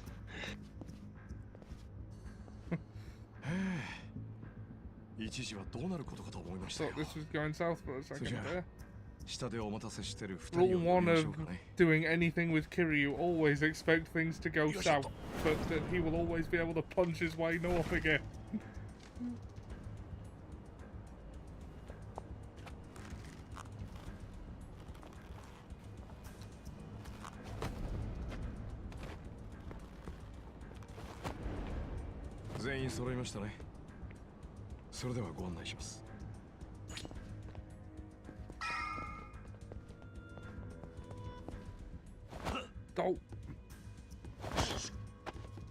Oh yeah, did you know that Hardcore Holly's actually written a book? I did not know that. He's written a book, and there's only one takeaway from the entire thing. What? He fucking hates everybody. Isn't he the guy that would, like, haze people viciously for not understanding the business and then cut promos with his back to the fucking camera? I can't remember. I just remember, according to his book, he basically called out apparently everybody. There's like stories of apparently Shawn Michaels fucking with him back when he was Sparky Plug. So he threatened to beat the shit out of him. Then when Kevin Nash tried to get in, he literally got in Kevin Nash's face and went, "And you big fucker, you get in my face again, I'll knock you the fuck out." It's like, okay, I'm calling bullshit on some of that. Because I know that, to begin with, he was a big old jobber, but then as soon as he actually got, like, veteran status, he was kind of a massive dick. I remember you once telling me that, and this is, and these were your words a while ago, so I don't know if you still stand by them, but you said, Hardcore Holly's problem with the world is that there are other people in it. I've said that about a few people, but Hardcore Holly does seem to, like, hate a lot of people, and he had this habit towards the end of disrespect, of just being an asshole towards new people. Like, the Daniel Pewter thing you can slightly understand. Well, I mean, it's an open secret that the locker room was pretty damn toxic for a while. Well, yeah, there was but one of the big things was, you know about the Brock Lesnar incident with Hardcore Holly? Hardcore Holly decided in the middle of a match to basically sandbag Brock. Yeah. For shits and giggles. Just to try and make Brock look bad. Brock responded by going, fine, you're gonna sandbag me, and just dropped him on his fucking head and broke his neck. Oh. Yeah, Bob would not go up for the powerbomb. So Brock decided, you know what, screw you, and just dropped him on his head and broke his neck. Which led to Hardcore Holly getting the only main event world title match he'd ever get at the Royal Rumble, where he lost quite badly.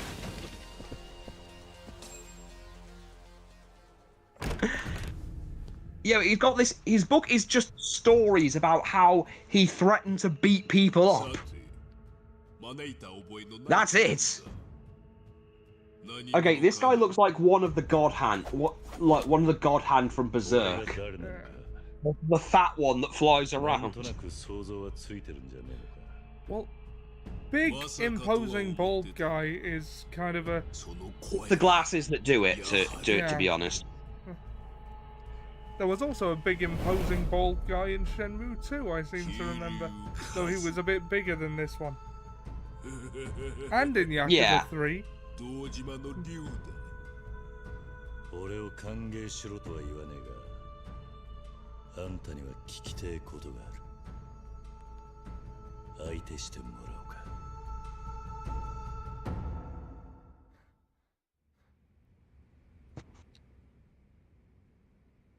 聞きたいこと？達川って男のことだ。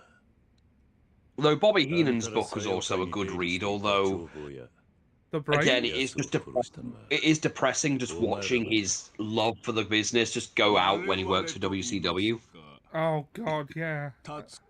Being told you're just an announcer, so your opinion on wrestling doesn't matter, and the Tony Schiavone especially trying to fuck him over multiple times.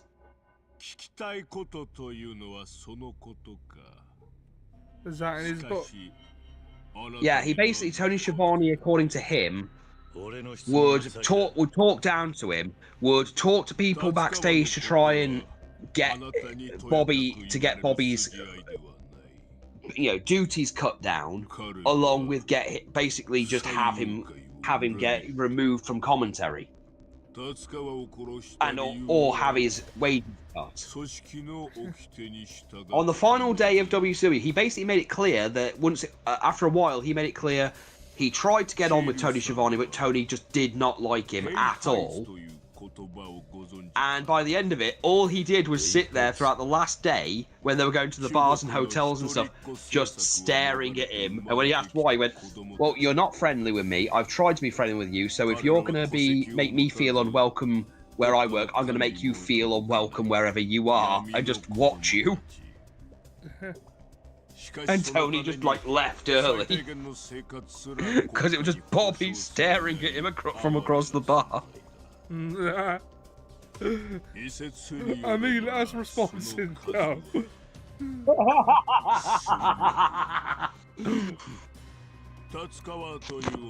I mean, passive resistance. Honestly, I want to find all the books that have mentions of Mr. Fuji because they all sound hilarious. The Mr. Fuji stories sound hilarious.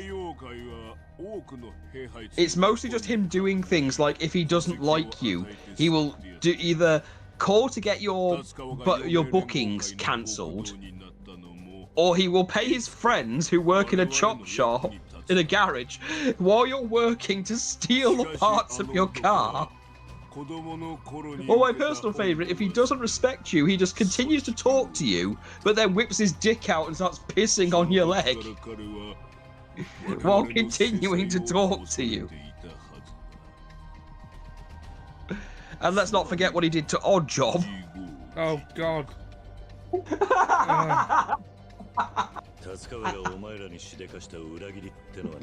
Mr. Fuji was just petty. Although apparently the best way to deal with him if he was causing you problems was just pin him to the ground and tickle his feet. Apparently that's how they got back at him whenever he did do stuff to them. Worked, he left them alone after that.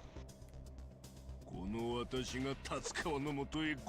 like some sort of face spirit with very specific rules. Yeah, you don't disrespect him, you don't take his bookings, because apparently his issue with Oddjob was, and that is Harold again, Sakata, the wrestler, not the character he played in. Yeah, I want to make it clear that this was a different time, and because racially this is how wrestling worked, when it came to foreign heels, you only had one per territory. And because of this, it limited the amount of work they could get. Professional wrestling was in many ways. Look, pro wrestling and xenophobia go together, unfortunately, very, very, very close. That's not really so much the case anymore, but it was until embarrassingly recently. And that's how you do an AA through a table, by the way. Yeah. Point being that the point I'm trying to make here is that it made it so only a select number. If you can only have one Asian person working per territory, it limits the amount of work they can get. Yeah. Meaning the money they can get, which unfortunately means that Mr. Fuji had to be very. If he was in a territory, he tried to keep that territory just so he could feed his family. Yeah. So when Oddjob decides to take one of his bookings without telling him, that's taking money out of his family's mouth. So Mr. Fuji did everything he could do. Killed the guy's dog and fed it to his family. I don't really think that's the only thing he could have done. I'm just saying this is what Fuji did, okay? And I'm not going to pretend to understand Mr. Fuji's mindset. Because I can't. Because he's passed that. Because unfortunately he's passed away. And also I don't know him. But this is what he did. So somewhere in his brain, he thought this was the best. That struck him as a reasonable course of action. Well, you got to remember as well, and this is another toxic thing I'm glad is gone. It was about making statements. They seem to have this mindset that you have to make a statement with things to stand up for yourself, because wrestling is very competitive. Yeah. And I don't just mean in the ring, it's everything. It's TV time, it's exposure, it's everything. And there was so much posturing. And especially for people like him who were going to be like, who literally had to live with the, listen, we only need one Asian person in this state. Yeah. Put that into context, he's limited and he's probably going to do things that are desperate. So he's got to in his mind, he's going to have try and make the statement of, I need to make sure this never happens again. It's again kind of like when if you got punched or attacked backstage by someone, legitimately, you were expected to fight back. Because if you didn't, as far as they were concerned, well, they can walk all over you, because that was the whole thing with the Dynamite Kid and the Rougeos.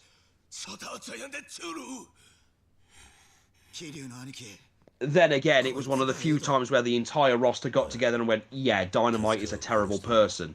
And he escalated this far beyond what it needed to be, and it's not going to be settled just because Vince McMahon tells them they've got to settle it. Which did result in Dynamite being fired.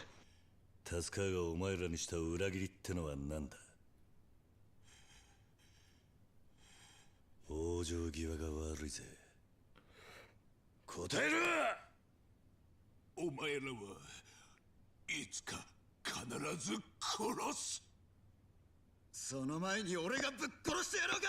Don't try and kill him, you idiot! We need info.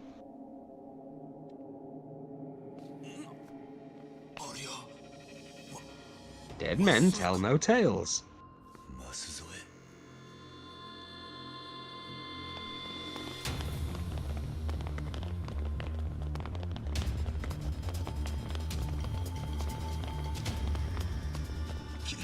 桐生の兄貴。踊れら。ようやってくれたの。たった4人でアジア街を引っかき回してくれよった。Fuck, I forgot the timer again. どうなってる。なんでお前がこんなところに。陽明連合会の幹部が中国マフィアとグル Oh, it's okay. 陽明連合会は I think I tagged you in at 25 minutes or so in this stream. So I'd have gone on at 125. お前らにとっても敵の Currently 141. 俺には陽明連合会 No, it was Yeah, I handed it to you not long ago. ちょうど潮時だな。何。俺はな、桐生さん。中身は生粋の中国マフィア。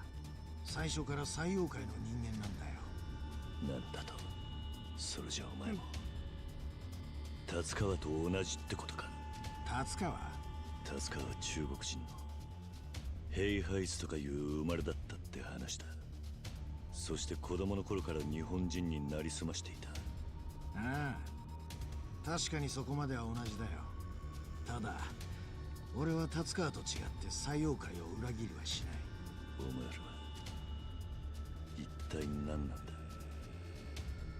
広島で何をしていた。この状況であんたが質問できる立場か。お前らこそ何のつもりだ。このアジア街に殴り込んだ理由は何だ。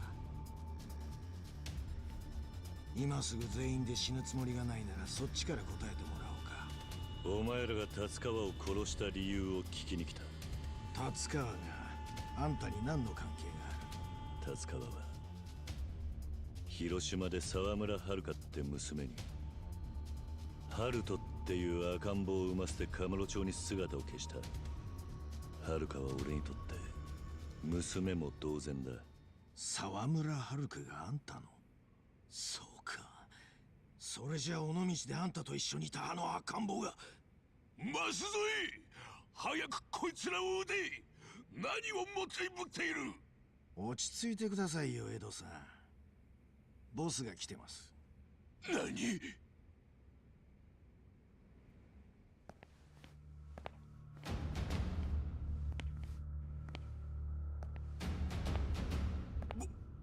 ボスがなんでわざわざこんなところへ。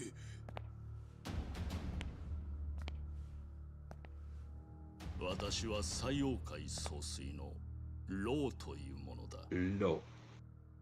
Low. Big low.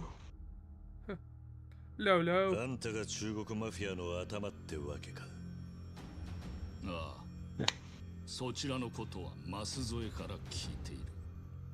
桐生さんは日本中のヤクザから一目置かれている人物だと。堂島の竜と言ったか。そんな男が尾道の田舎町に何の用があったのか興味深く思っていた。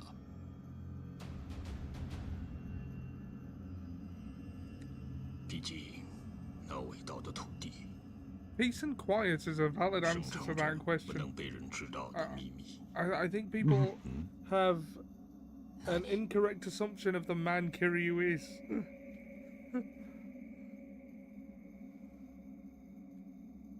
把枪放下来。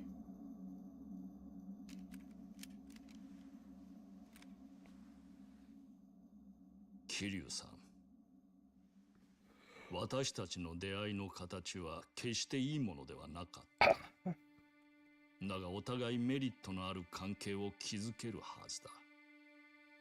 もう一度頭を冷やしてから改めて席を用意したい。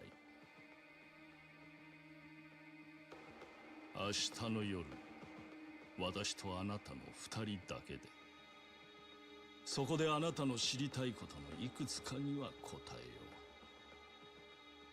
えよう。俺には悪くない話だ。だがそれであんたには何の得がある？まず私の持つこの店をあんたたちの血で汚さずに済む。そしてもう一つ、我々は今東上会との抗争を抱えているが、その裏に陽明連合会もついていることを承知している。桐生さんはその両組織のトップと対等に口を聞けるという。私がもてなす価値は十分にある。私の招待を受けてくれるか。 Will you accept my invitation? I mean, I guess. いいだろう。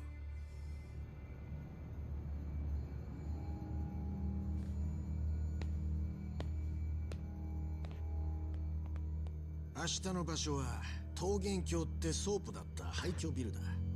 ただしボスが招待しているのはあんた一人だ、桐生さん。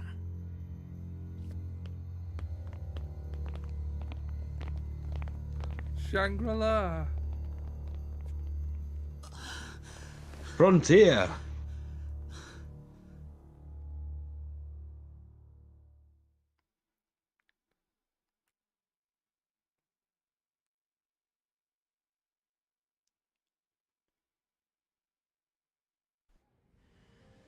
「ようわしら生きて返されましたの。ほんまなんで中国人たちはわしらを殺さんかったんじゃ。同感。もしかして舛添ってさっきの広島や。いや、それはない。嫌味なやつじゃけ。わしは今までほいじゃが、あの舛添が中国人だったとはの。ヘイハイツとか言うとりましたか。達川といい舛添といい。ヘイハイツって何なんです？中国の一人っ子政策を守らないでエドはそう言っていた。ああ、聞いたことあります。一人っ子政策って2人以上子供を産んだ親に。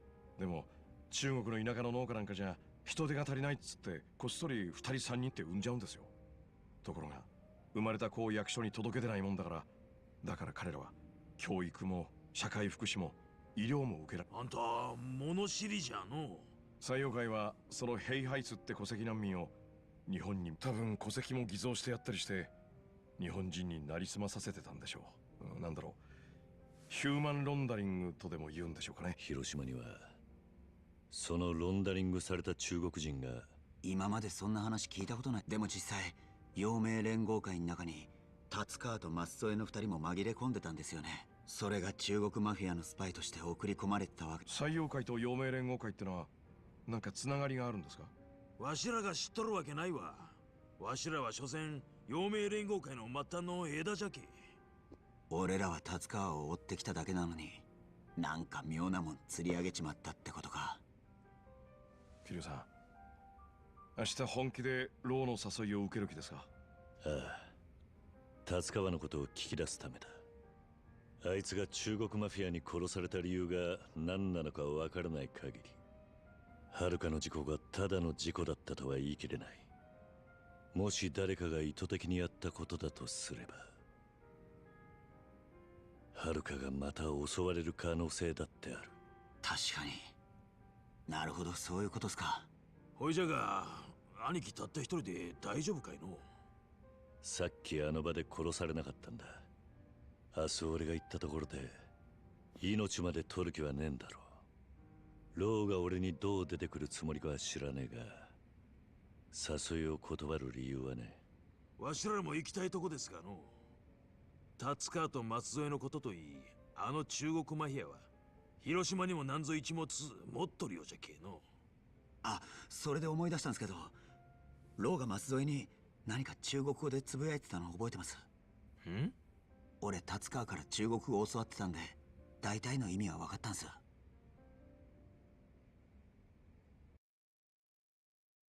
堂島の竜と言っったか。そんな男が尾道の田舎町に何の用があったのか興味深く思っていた。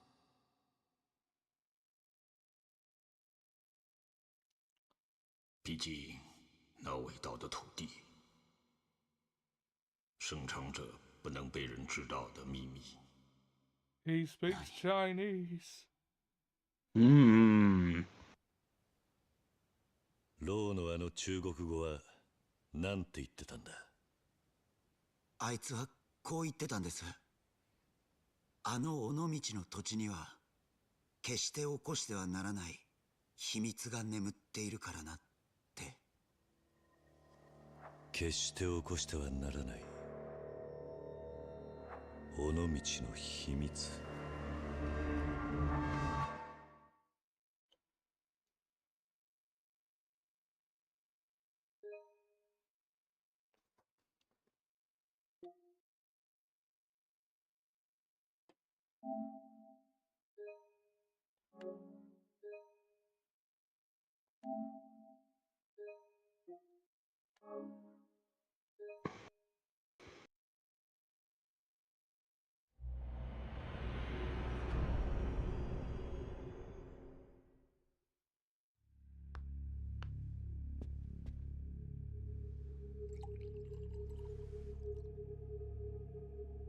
カムロ町の構想はどうなんだ、東上会さん。いつまで長引かせるんだ。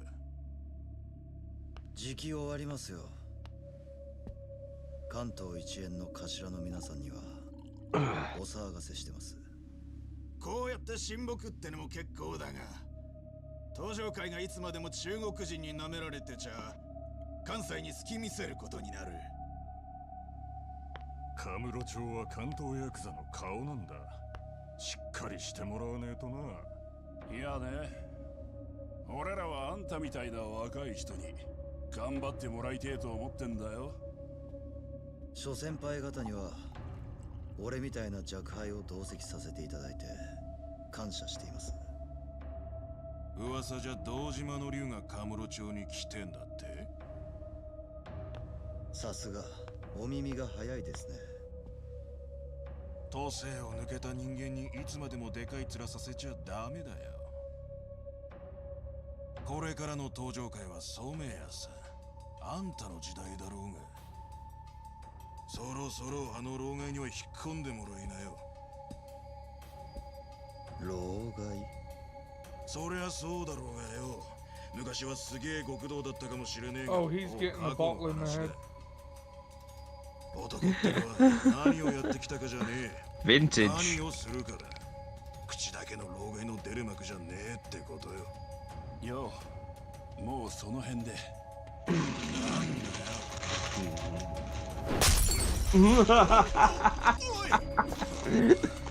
What a waste of wine.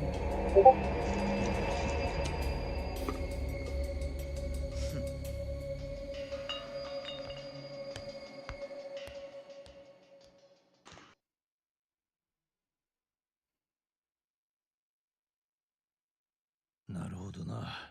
それじゃあ結局例の達川がなぜ殺されたのか分からずじまいか。命がけでアジア街に乗り込んだにしちゃ見返りが少なかったな。だが達川が何らかのことで中国マフィアを裏切って殺されたってことまでは分かった。もしかしたらそこに遥の事故が絡んでくるのかもしれない。なんだそれじゃ西洋界の中国人たちが達川と関係のあった遥とその赤ん坊を見せしめに殺そうとしたってことか。もしそういうことならもう遥をカムロ町に連れてくるわけにはいかない。伊達さんが遥を警察病院に移してくれていたのもいい判断だった。何にしてもまだ達川って男には分からねえことが多すぎる。それを確かめるためにも俺は今夜ローとまた会うつもりだ。そうか。しかし達川にしても舛添ってのにしても中国マフィアが広島に潜り込んでたわけだよな。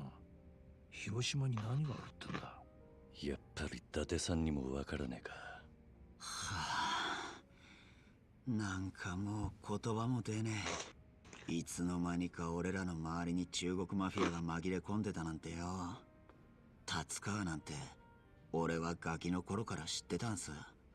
もう誰を信じていいのかわかんねえ。ローの言ってた尾道の秘密ってのも何なんですかね。さあな。だが俺が今知りたいのは西洋会が達川を殺した背景だけだ。それが遥かの事故と関係ねえってんだ。もう俺らが西洋会に首を突っ込む理由はない。お前は染谷。踊れ。おい、こんなとこでよせ。まさか東京に来てまで踊れの面拝まされるとはの。何の用じゃこれ。カムロ町の女の味はどうでした？南雲さん。広島の田舎じゃ味わえないもんだったでしょう。桐生さんたちがホストクラブにいる間、お楽しみだったとか。なんでそがなこと知っとるんじゃ。ここは俺ら東上界の町ですよ。お忘れですか？なんならあんたが店でどんなプレイしてたかまでここで話しましょうか？踊れ、このクソガキ。何しに来た染谷。お前は東上界の手下に俺を襲わせるだけで高みの見物だと思ってたがな。今日は4代目にお願いがあってきたんです。悪い話じゃありませんよ。何？単刀直入に言います。4代目、この俺と手を組んじゃもらえませんか？なんだと4代目はゆうべ西洋界総帥のローに会われましたよね。アジア街にローが姿を現したと聞いています。同じ頃東上界の門がアジア街に入っていく4代目を見たと報告をしてきました。それでローと次に会うのはいつです？その時に俺をローと引き合わせてもらえませんかね？何を企んでる？ご存知の通り東上界は今ローの西洋界とドンパチの真っ最中です。お互いまだまだ流れる血が足りねえってんで終わりの見えねえ泥沼だ。ところが手打ちにしようにもローはある事件が起きて以来ずっと地下に潜っちまって足取りがつかめないでいる。ある事件？聞いてませんかね？奴の息子ジミー・ローがカムロ町で殺された件です。ジミー・ローはカムロ町での実動部隊を動かす西洋界の幹部でした。Little Jimmy? ゆくゆくはローの後継者となるはずがLittle Jimmy got 町の片隅でゴミみてえに殺されたんですよ。東上界が殺したのか？ By the Tojo, apparently. 刑事さんの前でやぶなこと聞かないでください。オフレコにしといてやるよ。どの道証拠がなきゃ警察は動けねえんだ。誰がジミー・ローを殺したのか知りませんよ。ただローは東上界がその殺しに絡んでいると思っている。だから東上界と西洋界の構想に負け引きはこの俺がローと会う必要があるんです。俺をローと会わせてください。Would be funny if our truth actually wins the WWE title. From his childhood hero, John Cena. Yeah. けど兄貴が踊れなんとの言うことを聞く義理はなおい。兄貴はのローから大事な話を聞かんといけんのんじゃ。それじゃやっぱりまたローと会うことになってるわけだ。あ？染谷、その前に一つ答えろ。聞いた噂なんだがな。アジア街を焼き払って西洋界をカムロ町に引き込んだ人間が東上界内部にいるらしい。この話聞いたことは？ありますね。その噂によれば西洋界を引き込んだ人間ってのは菅井さんと俺です。その後お前らは西洋界とグルになってカムロ町の抗争を演出した。警察は抗争の責任を東上界6代目に押し付けて逮捕し、おかげで菅井とお前は東上界の実権を握ることができた。だが今になって作り物だった西洋界との抗争に本物の火がついちまったってことなんじゃねえのか。俺が聞いた噂によればの話だがな。もしその噂が本当なら、俺や菅井さんは登場界の親に弓引いた裏切り者ってことになってますよ。馬鹿げた話です。ご質問には答えましたよ、4代目。それでどうします？協力してもらえるんですか？いいだろう。夜になったらまたこの店に来い。ローのところへ案内する。兄貴、ちょっとええんですか？ただしローには今夜俺一人で会うことになっていた。その約束を破る以上何が起きてもおかしくはない。結構ですよ。ありがとうございます、4代目。兄貴、いけんよ。あの染谷の下道は抗争相手のローをやる気じゃ。もしそがな真似されたらもうローから立川の話聞けんようになる。ああ、だからこそ俺は染谷と一緒に動くんだ。あの染谷って男は危険すぎる。いつ何をしでかすかわからねえ。狂犬は放し飼いにするより近くで見張ってる方がいい。なるほど。孫子曰く友を近くに置け、敵はもっと近くに置けってやつですか。なんならそらかっこいいじゃないの。桐生さん、夜になったらまたあの染谷が来ます。あいつを連れてローのところへ行けば何が起きてもおかしくありません。桐生さんは今のうちにいろいろ準備しといた方がいいですよ。ああ、そうだな。そしたら兄貴、わしらはここで待っております。広島の方も These 気にな games りま got すけど、 pretty cutscene heavy as they went on, didn't they? 連絡取っていろいろ聞いときますわ。 Very much so.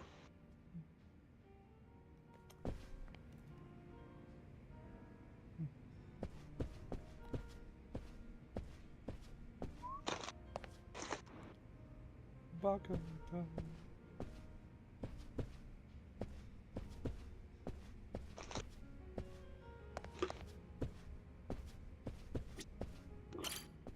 桐生さん、準備はもうよかったら夜まで少しAre we ready to go on? Yeah, let's go. ああ、そうさせてもらう。わかりました。染谷が来たらお呼びしますよ。すまないな。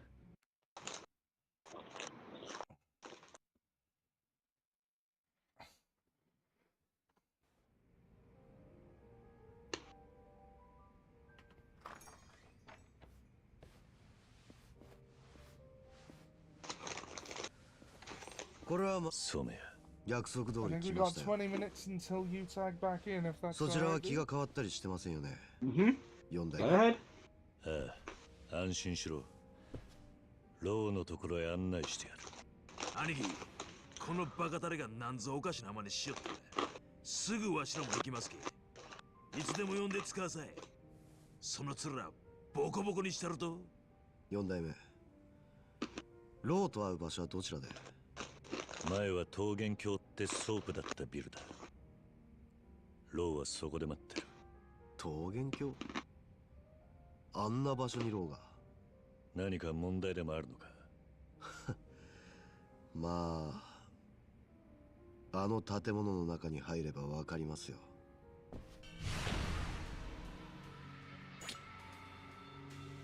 Shangri-La, the promised land.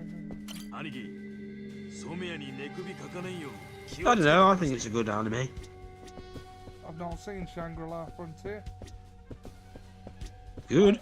I'm really kind of an entry-level weeb. I know you are. You could just call yourself a disappointment.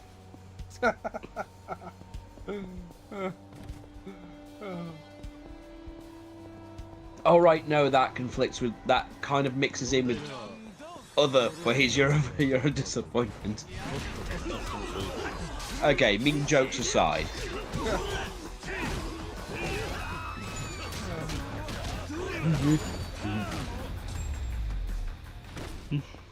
For those watching, that wasn't an unprovoked fight. We've known each other for like 20 years. This is... お前に余計なおしゃべりをするつもりはね。そんなこと言わずに仲良くやりましょうや。行き先が桃源郷ってことなら、ローも4代目を歓迎してるわけじゃないらしい。どういう意味だ？あそこは前とは様変わりしてましてね。ソープが潰れた後は誰も手出ししてこなかった場所です。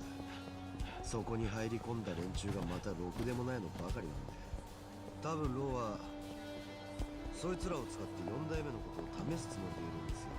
Oh, hold on. Yep, we are near full health, but let's get some level ups going.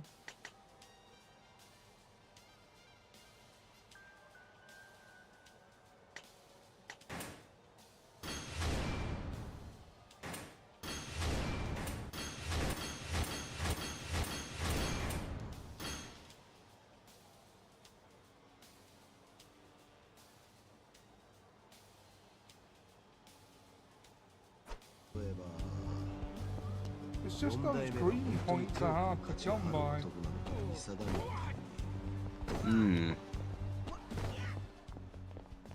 We don't even need the level ups at this point. This itself is a new game plus mode, but the progression is incomplete.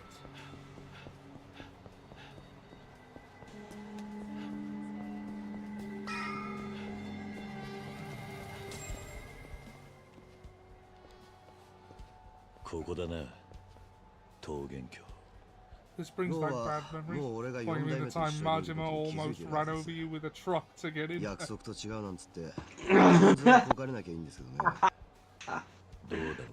Oh god, those are the days. I can't wait for the next mainline game. I still need to send you that's the Yakuza stage play, or at least the bits where Majima's in, where he just steals the entire fucking show. I mean, even the movie, which is, you know, based around the first game, is mostly about Majima doing crazy shit.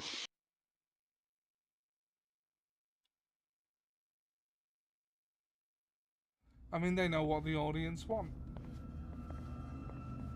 Give us more Majima. セラ3代目が死んだ後、東上界の跡目争いの構想がこの建物にも飛び火した。もちろんご存知ですよね。堂島の竜と島野の狂犬が暴れまくって、ダンプを突っ込ませたりめちゃくちゃだったらしいじゃないですか。ここを廃墟にしちまったのはあんたらですよ。ここ以外にも、この町にはあんたらが好き勝手やってぶっ潰してきた負の遺産ってのがゴロゴロしてます。そういう場所に入り込んでるのが連中みてえなたちの悪い半グレです。若い女をさらってきちゃやりたい放題やってるみたいで、ところが今は警察も東上界と中国人の抗争で手が回らねえ。で、こんな町のど真ん中に無法地帯ができちまった。どうです？4代目も責任感じちゃいません？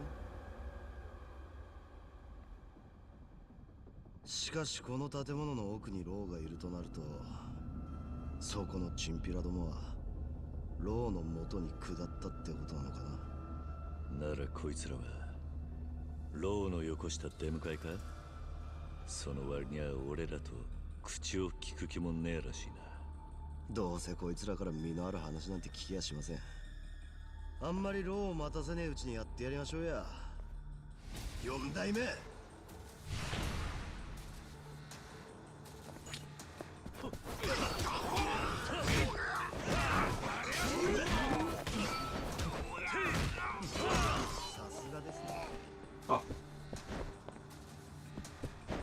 Let me hit you with my plastic bat.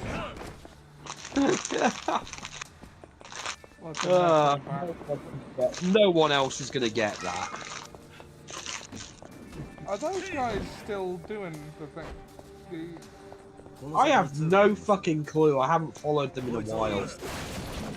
What were they? Don, Tony, and Kevin Castle. That was what they were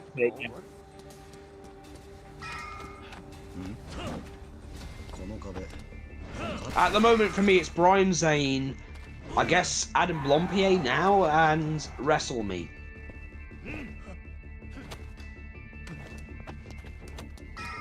Well, at least for my follows. なんだこいつは。相当やばいやつがいますよ。4代目。 I follow Cultaholic for the news.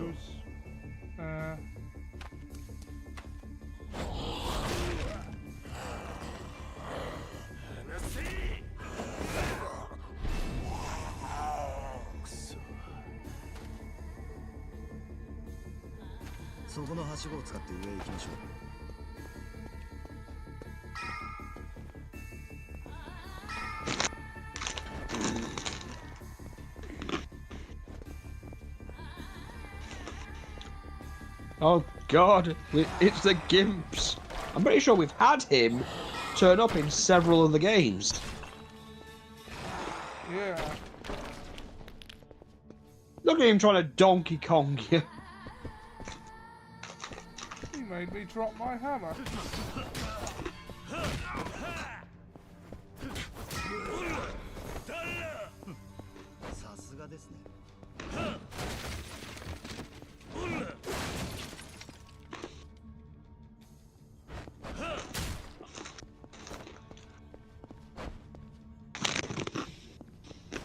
Oh wait, no, you drop it as soon as you start going on.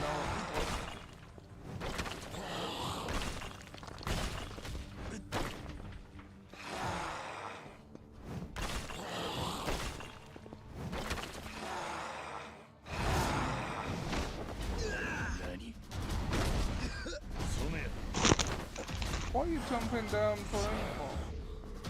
Oh no. It's the Lucha Gimp! Hangman? Oh wow, Adam Page, he thinks life has not been kind to you. God, look, I can see his butt crack.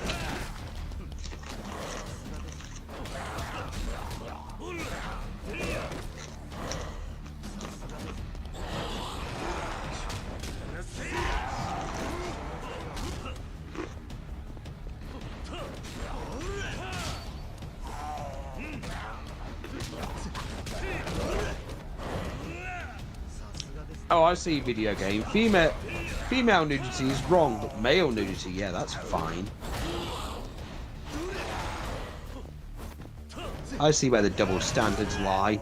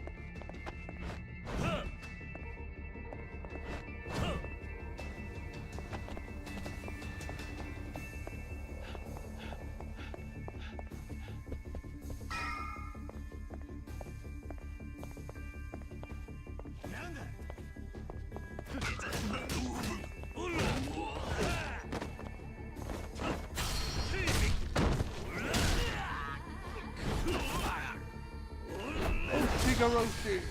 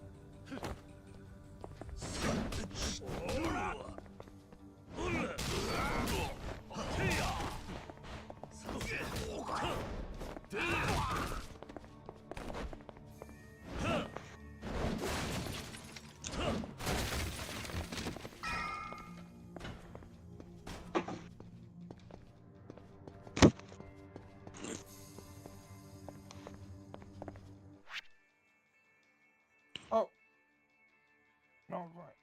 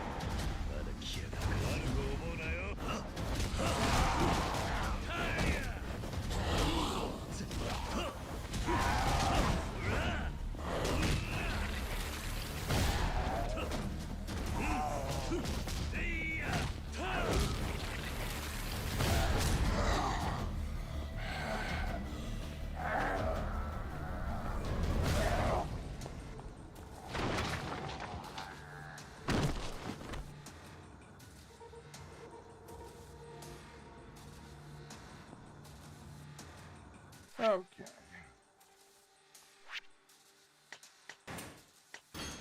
Oh, oh.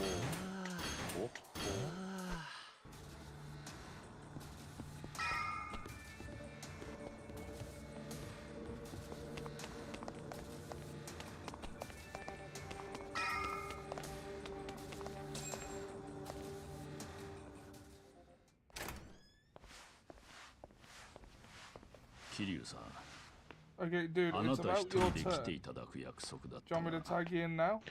連れがいるのはどういうことだロー。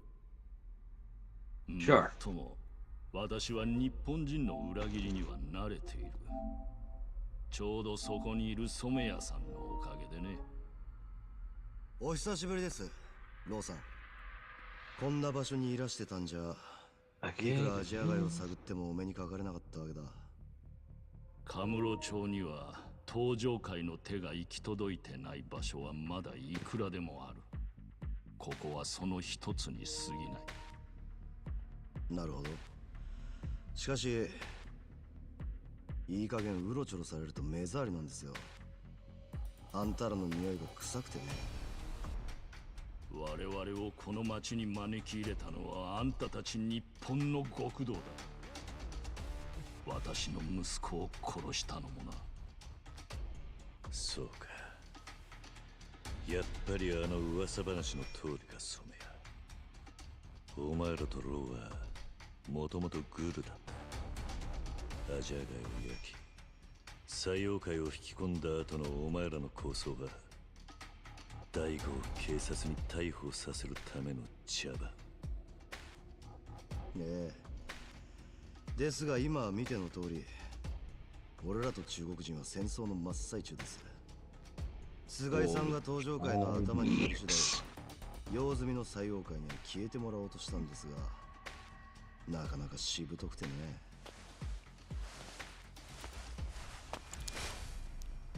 改めて言いますよ、4代目。俺と手を組んでください。正直言うとさっきまでローはこの場で殺すしかないと思ってたんですがね。4代目と一緒ならローを生け捕りにすることだってできそうだ。それに俺がここでローを殺すとなりゃ4代目は止めるでしょう。あんたはローから聞き出さなきゃならねえことがあるってんだから。でも俺と一緒に奴を生け捕りにすりゃ話は後でいくらでも聞き出せる。俺もローを殺しちまうより生け捕りにした方が後々最妖怪の連中を支配しやすい。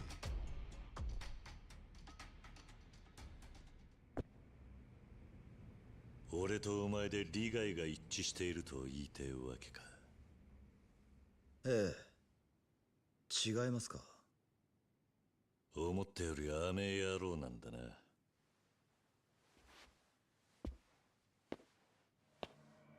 うん？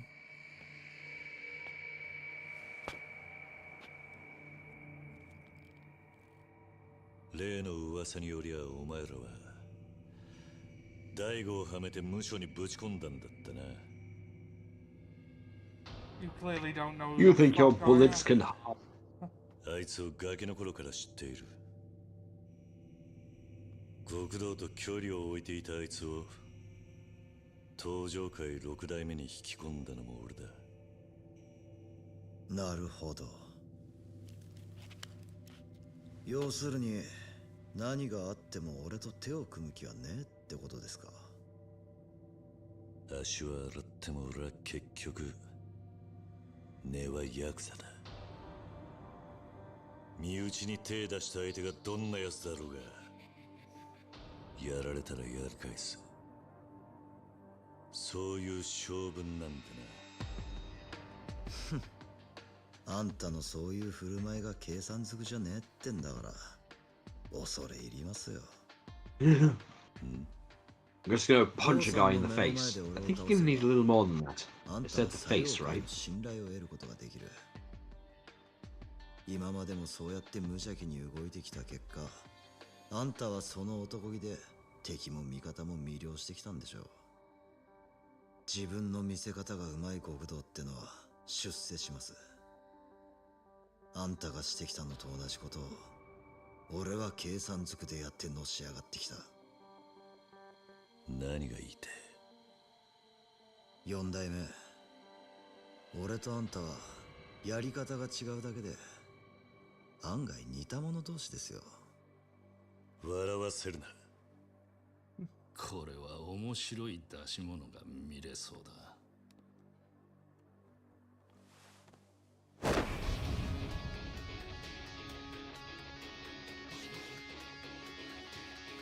4代目が怠慢張ってくれるとなりゃこんな無粋なもんは使えませんね。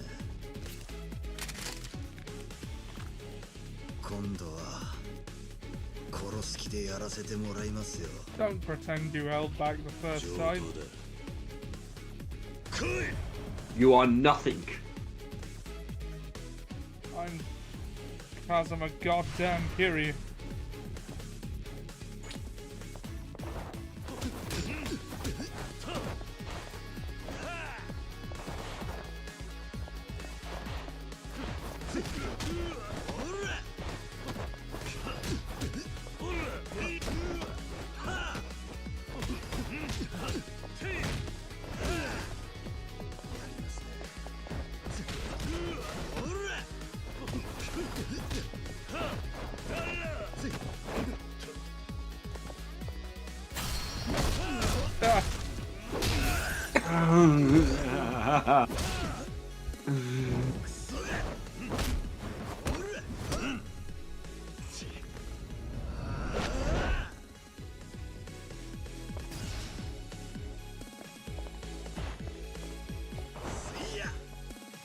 Careful, this fucker knows one of those useless martial arts like Krav Maga.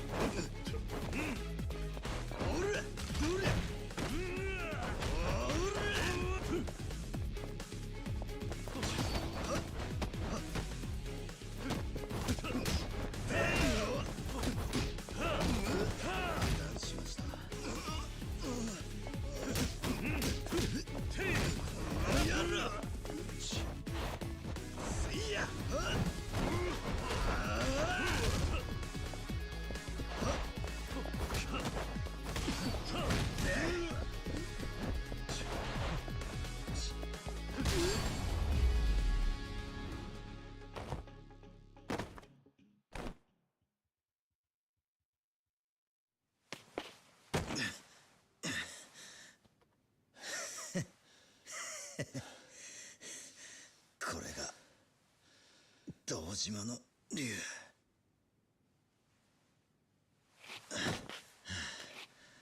俺もここまでですね。今から戸をあがいたとこであんたらから逃げることもできねえ。さあ、どっちが俺をやるんです？あんたか、それともローさんか。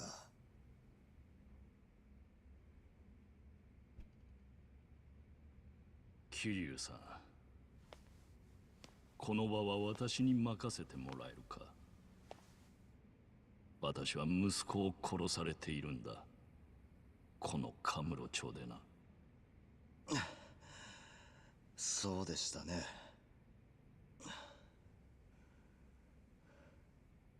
言い訳をしないんだな。だがやったのはお前ら登場界の極道ではない。私の息子を殺したのは陽明連合会の黒幕岩見恒夫だ。岩見恒夫、クース会長の息子が。あの男は登場界の頭を自分に都合よくすげ替えるために我々をカムロ町に引き込み道具にした。そして用が済むと私の命を狙い、息子はその巻き添えになって死んだ。なんだと？この染谷も登場界の菅井も、その後ろに岩見恒夫がついているからこそのチンピラに過ぎない。つまりこいつらは殺す値打ちもない連中だ。そんなこと言ってると後悔しますよ、ローさん。あんた、自分を殺そうとする男を消しもせず野放しにする気ですか？たったそれだけの理由で殺しをしなきゃならんのなら、私は寝る暇もなくなってしまう。私の命を狙う人間は星の数ほどいるんだからな。この場であんたを殺すことは簡単だが、それは登場界といううるさい蜂の巣をつつくようなものだ。他より少し大きいだけの蜂を一匹殺して私を狙う蜂を増やすのは馬鹿げている。俺がほんの少し大きいだけの蜂だと？そうだ。その上あんたは今殺されなかったことで私に大きな借りができるな。借りだって？俺がそんな恩を感じる男じゃないと言ったら。それはそちらの自由だ。だがあんたを生かすことで私へのリスクは減りこそすれ、増えることはない。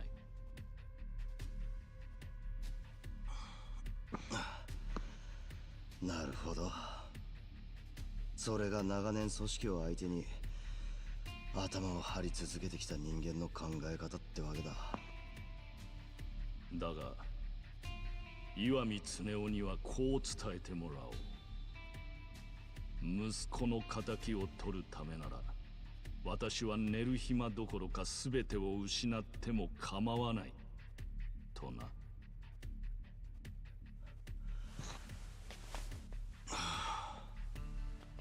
今日のところはいい勉強させてもらいましたよ、ローさん。4代目。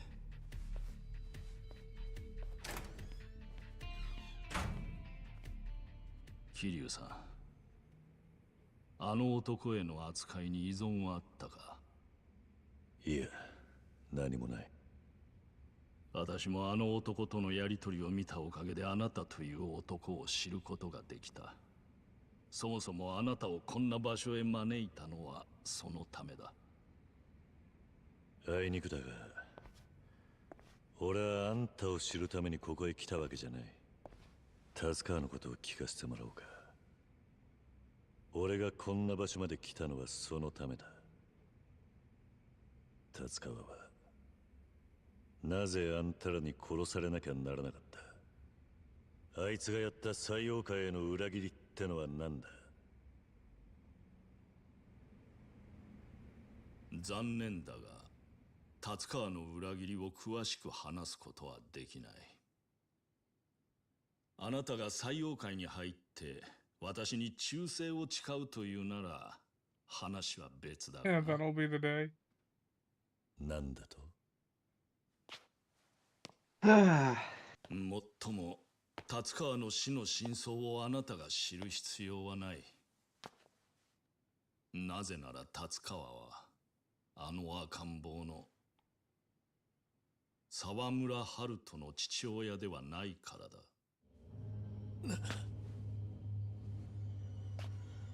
あの子の本当の父親は He is not the father. なんでだ？なんでお前にそんなことがわかる？まさかお前は遥のことも知っているのか？私から今言えるのは、カムロ町で構想している組織にとってあの赤ん坊が重要な価値を持っていること、そしてその価値を知る人間がますます増えているということだ。春人の価値ってのは何だ？あの子の父親は一体誰なんだ？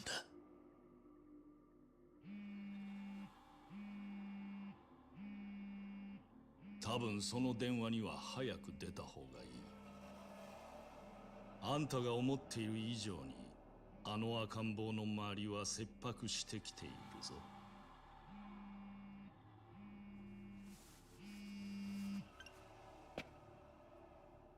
あ、桐生の兄貴、ユウタです。広島でまずいことが。 Something's happening in Hiroshima. Something's going to be happening somewhere. うちのおやつさんがハルトを連れて姿消したって。広瀬の親分がハルト？どういうことなんだ？俺にもわけわかんねえっす。もしもし、兄貴、聞いてますか？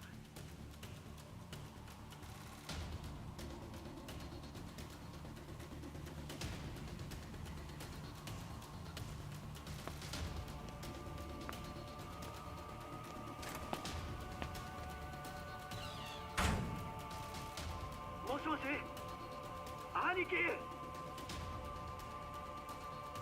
ユウタ、広島に戻るぞ。今すぐにだ。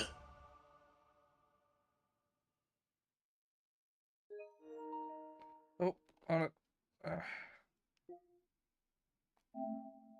That was a short chapter. Hmm. There we go.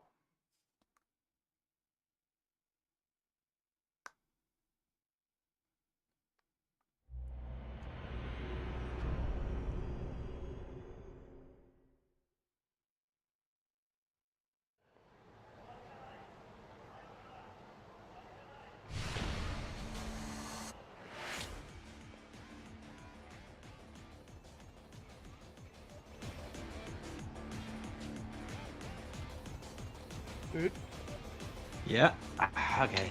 Sorry. I was distracted for a sec.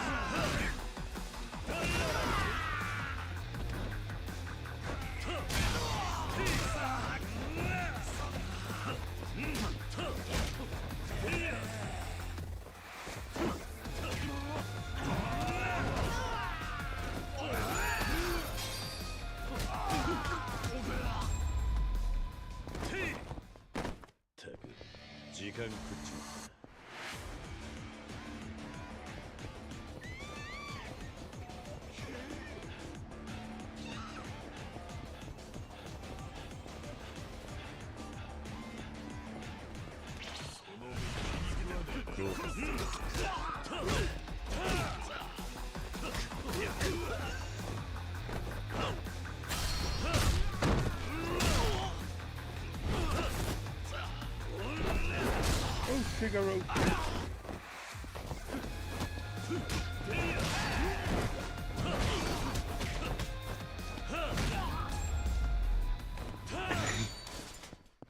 Wham! Away you go, you piece of trash. Wham, wham, wham.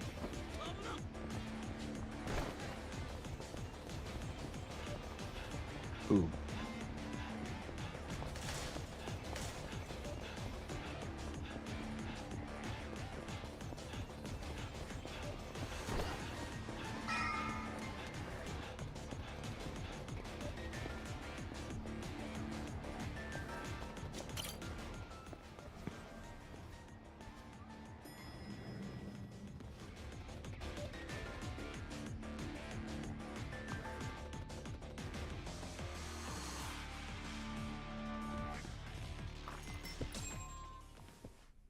桐生の兄貴。待たせたな。あれから広島の状況は変わらねえか。何か新しく分かったことは？今も広瀬のおやつさんとは連絡が取れません。ハルトをどこかに連れてったきりです。あのおやつさんが土下した言うんじゃ。なんであん人が坊ちゃんを黙って連れ去ったりするんじゃ。ローが言うには、ハルトには何か隠された価値があるって話だった。そしてハルトの父親は達川じゃないらしい。なんじゃと？そんな。ローと話したことはおいおいお前らにも話す。今何より広瀬の親分を探さなきゃならねえ。ほいじゃが兄貴、さっきまた広島から連絡があったんじゃ。松永と高頭の話だと、本家の連中も広瀬のおやつさんのことを探しとるらしいんですわ。組の事務所に小清水が怒鳴り込んできたっちゅう話で。小清水？あの陽明連合会の若頭が広瀬の親分を。ようわからんが、ローって男の話を真に受ければ、坊ちゃんがなんや大きな事件に巻き込まれてるのは間違いなさそうじゃ。本家の狙いも親さんが連れてる坊ちゃんの方なんじゃ。とにかく広島に戻ろう。広瀬一家の連中、松永と田頭は無事なのか？大丈夫です。今本家に見つからないようモレノでなり潜めてるって言ってました。モレノか。危なっかしいの。広瀬のおやっさん探しとんなら、いずれあいつらも本家の連中に身柄を抑えられそうなもんじゃが。たとえあの二人が広瀬の親分の行く先が分からなくても、広瀬一家の人間なら疑われるのは当然だ。どちらにしても急いで広島に戻ってモレノに行こう。カムロ町を出るぞ。お前らもすぐ支度してくれ。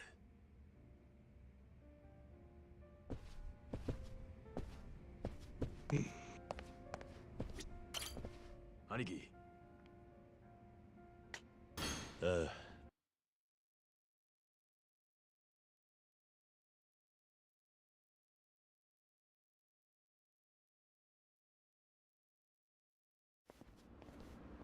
兄貴、まずはモレノに向かってつかさい。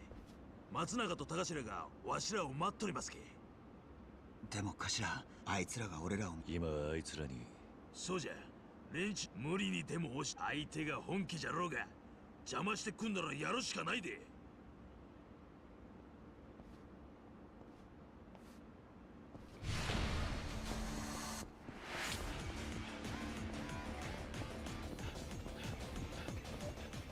おう、そこの踊り。兄貴、あんなら本家の。やっぱり桐生じゃ。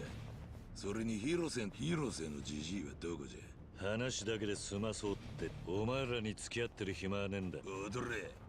なめとるんかこら。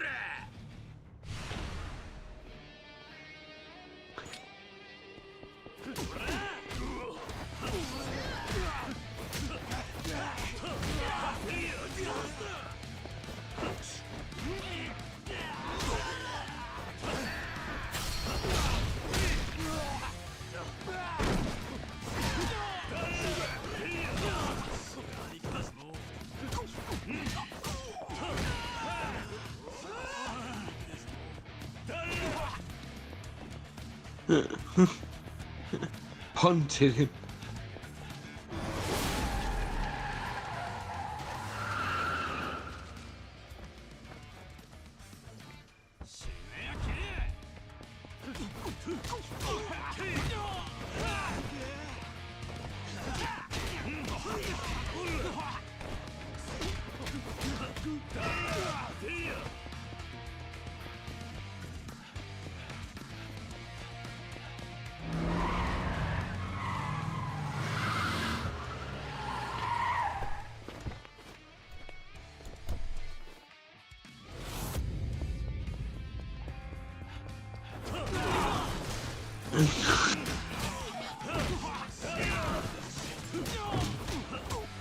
That fucking worked.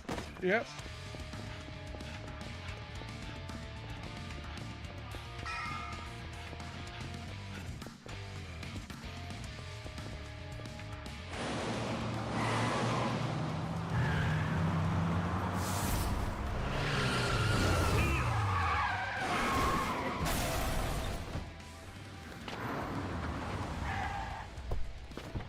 God, you can see people in the background just going, "Yep, I'm not getting involved in this shit."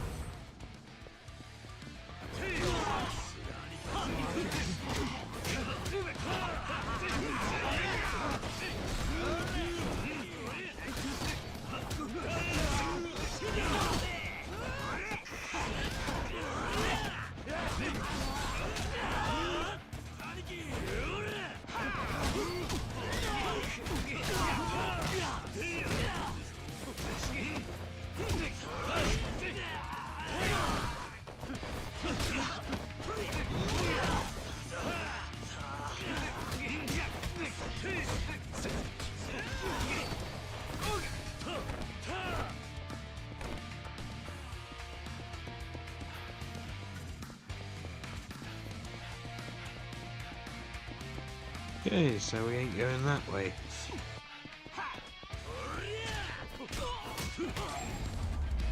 Hmm. キリの兄貴、早うモレノに行きましょう。いちいち小柄な連中を相手にしとったらキリがあれやせんで。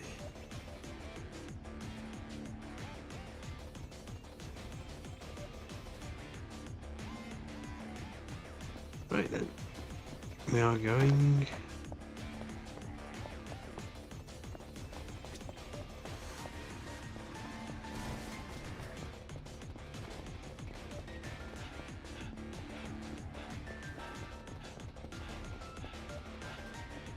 Okay.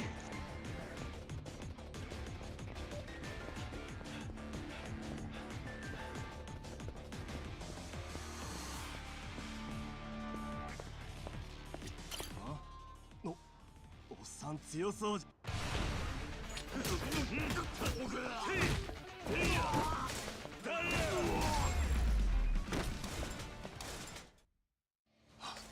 なんて悪かったよ。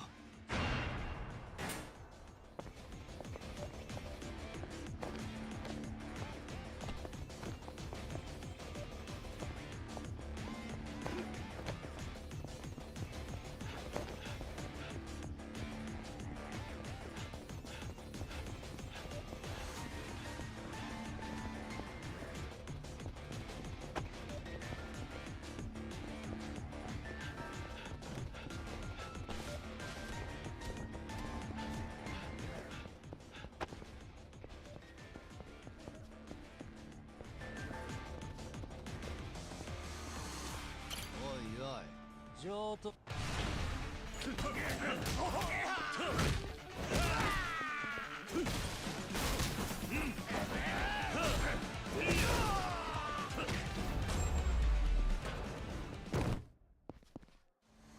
なんて強えんだ。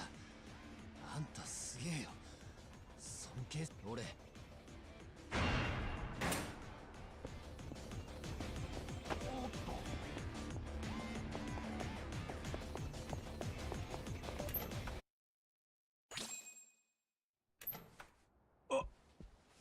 キリの兄貴。頭、言うた。みんな無事じゃったんか。おお、当たり前じゃろが。ほうじゃけど、あの達川が殺された言うたり、ヘイハイツがどうたら、どえらい話ばかりじゃけ。わしも高頭をぶち心配しとったんじゃ。もう、なんじゃ、キヨちゃんまでおったんか。桐生さんたちがここに来るって田頭君から知らせもらったの。ごめんなさい桐生さん。私が春人君を預かっていたのにこんなことになって。何を言うんじゃキヨちゃん。あんたの責任だなんて誰も思うてらせんわい。ほいじゃけど何があったんじゃ。キヨちゃんはうちのおやっさんが坊ちゃんを連れて行くとこ見たんか。何にしても座ってつかさい。話せば長くな Oh る。 dear, we're in a cutscene. 夕方頃スナックを開ける準備してた時でした。広瀬の親分さんがフラッとうちに来て、ハルト君の顔を見に来たんだって。親分さんが店に来ることは前からよくあったし、ハルト君もなんだかあの人には懐いていたみたいで嬉しそうに笑ってた。それで飲み始めてすぐ親分さんがタバコないかって言ったんです。でもちょうど切らしちゃってて、それで私ハルト君を親分さんにお願いしてお使いに。で、キヨちゃんが店に戻った時にはおらんかったっちゅうんか。うん。それだけなのか。最初はハルト君を連れて散歩にでも出たのかと思ったの。でもカウンターに飲み代が置いてあって、親分さんの携帯に電話したら店に置きっぱなしだった。何が起きたのかその時はまだ飲み込めなかったけど、いつまで経っても親分さん戻ってこなくて、それで松永さんに連絡して裕太君に電話したのはそのしばらく後。親さんなんかいつもと違う様子なかったかの？うん、普段通り冗談も言っていたし、いつも通りの親分さんだった。飲み代置いてったとこ見ると誰かに無理やり連れてかれたってわけでもなさそうっすね。Sorry, for some reason I was remembering that Legs Akimbo from League of Gentlemen. I don't know why. The Judge Society stuff.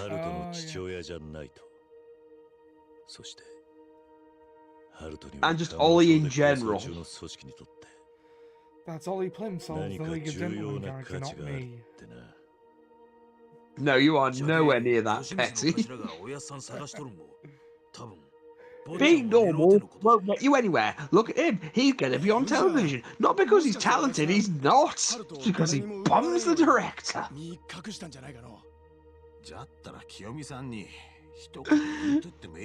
just that everyone just leaves because he's such a horrible fucking person. Yeah. Then they, for some reason, join him again for season 2, and then by that last season, clearly the one is left and goes, I just can't stand you. Yeah, but then they come back for him in season 2, and then the next time you see Legs Akimbo, apart from that whole him doing the whole disabled play thing where he just seems to miss the point. Yeah. Because his disability is an easy one for him to play. And then he's a school teacher and everyone fucking hates him.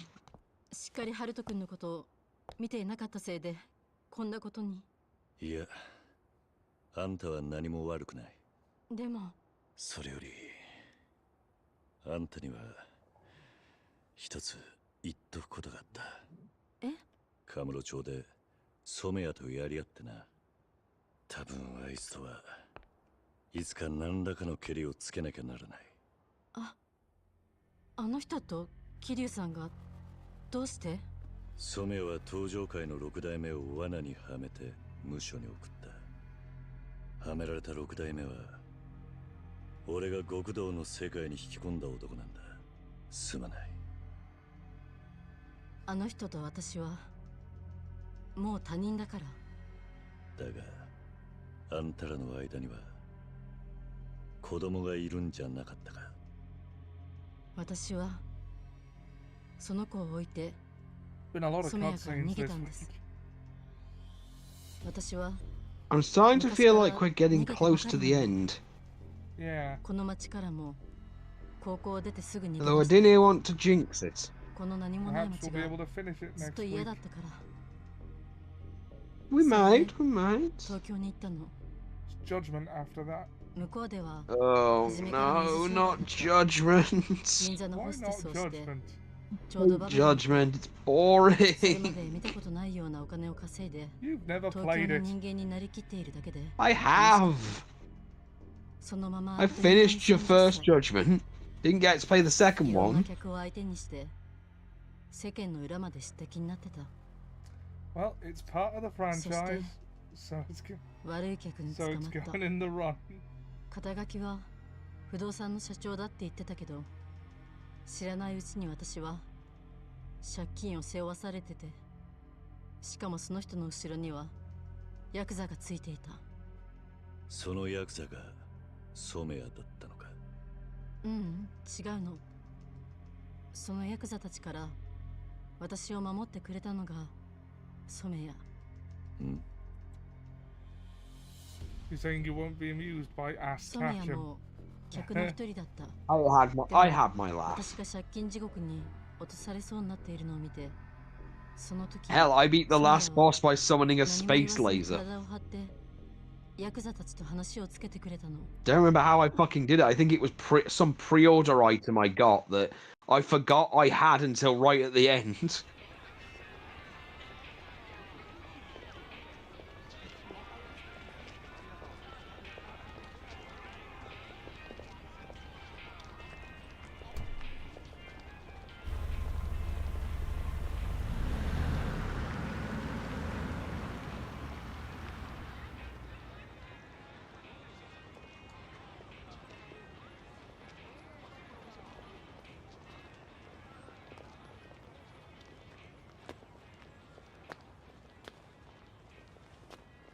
染谷さん？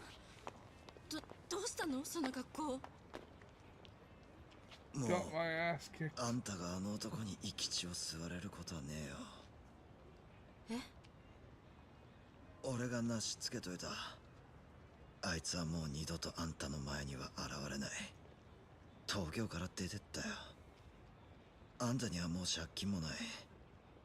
自由の身だ。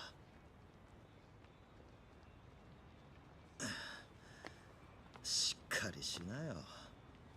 あんた俺よりずっと年いってんだから。私のために？どうして？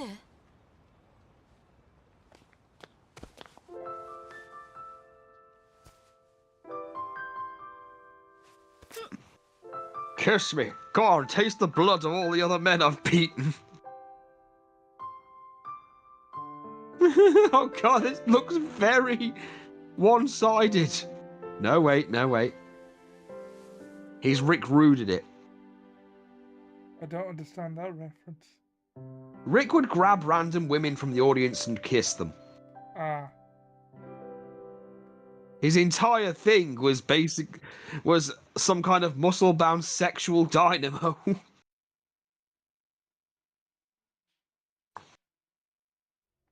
You remember when the great Carly had that kind of gimmick? Well, no, Carly had the kiss cam. Yeah. But whereas Rick Rude would literally just grab random women out of the audience and kiss them.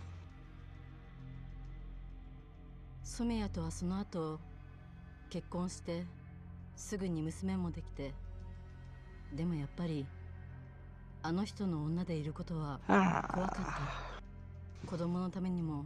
Carly's life and story is tragic. Yeah.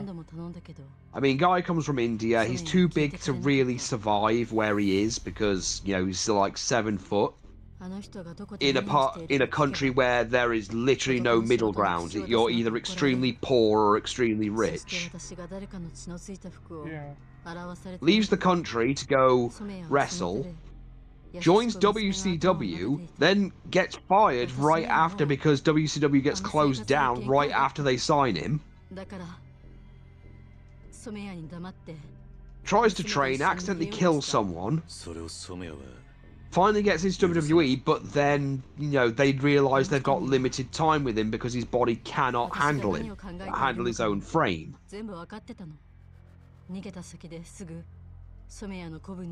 I mean, in India, he's basically seen as like the Indian Hulk Hogan. Yeah.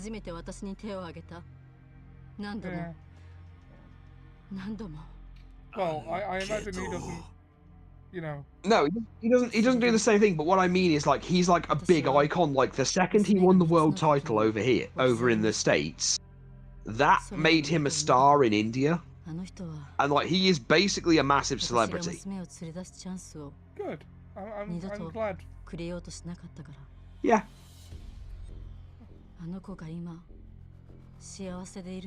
Apparently he was a policeman when yeah. before he was arrested. あの時逃げたことは今でも後悔してる。でもやっぱりあの時私はああするしかなかったの。暴力を振るう夫のもとにまだ小さな娘を残して逃げるしか。I guess at that size you'd have to get all your clothes custom made. Well, it's gonna, yeah, again, especially in a country where it's hard enough to get money. But it was hard enough when he got over it because they realized, shit, he's that big, and shit, he can barely fucking move. And it's only gonna get worse. Like, they knew they had a ticking time bomb and had to make him get him as a credible world champion quick. That's literally why he won the title and then he lost it like 2 months later. It's literally so that they could get the footage of him holding the belt and go, there we go. あんたが昔子供を置いて逃げたんは他にやりようがなかったんじゃろ。 I think he might have been the last, like, big monster that came in to destroy the Undertaker. Well, in terms of big monster, yes, because they have Undertaker was always the gatekeeper thing when it came to monsters. It's a thing they've been doing with him since the 90s, but Carly, like, if you can have a good match with the Undertaker, then you're set. Because if you remember, they did the same thing with Heidenreich, they did the same thing with Vladimir Kozlov. Yeah. すまんの、キヨちゃん。じゃが、あんたに小川なことを言えんのは幼馴染のわしだけじゃけ。あんたにはしっかりしてもらいたいんじゃ。ありがとう、南雲くん。え？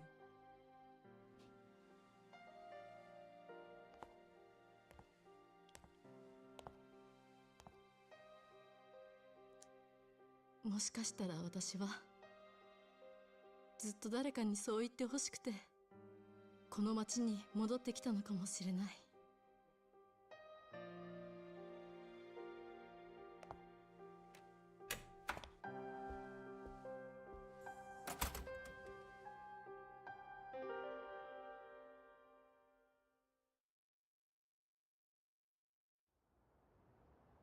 行かなくていいのか、南雲。 こっちのことは。いえ、そうはいかんですよ。今はうちのおやっさんを探すのが先じゃ。何よりも坊ちゃんの無事を確かめんといけん。わしは広瀬一家の留守を預かる頭ですけ。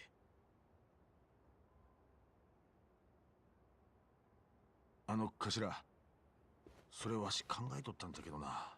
なんじゃ。ここでじっとしとっても何もすまん。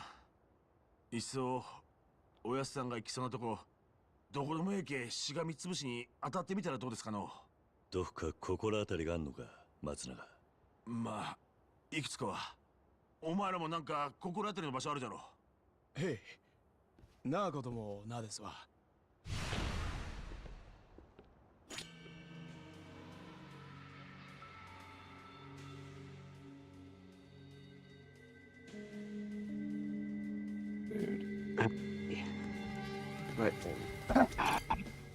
そうじゃ。スナック清美におやっさんの携帯が残ってるはずじゃ。もしかしたら携帯の発信履歴に何か手がかりがあるかもしれん。キヨちゃんが店に戻ったら聞いてみましょうや。ああ、墓地の方なんてどうじゃろう。あそこは外から死角になっとるし、人通りも少ない。確かに、あそこはめったに人が来ないからな。調べてみてもええかもしれん。 あ、そうじゃ。喫茶アポロ行ってみたらどうじゃ。喫茶アポロはおやさんがいつも出前取る店じゃ。確かに喫茶アポロのマスターな。 Okay, how is like the 20 minutes we've got left of the stream enough for whatever story beat this is?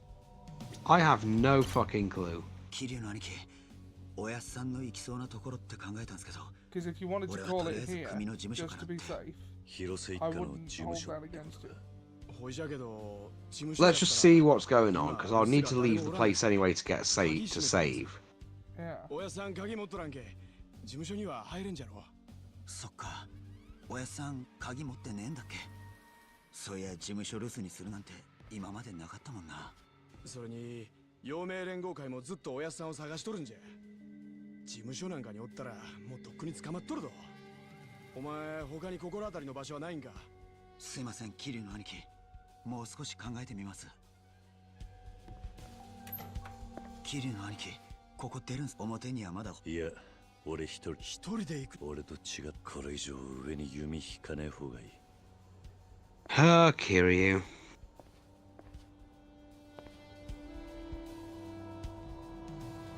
Right, there are like 4 different arrows. Well, let's see who's closer.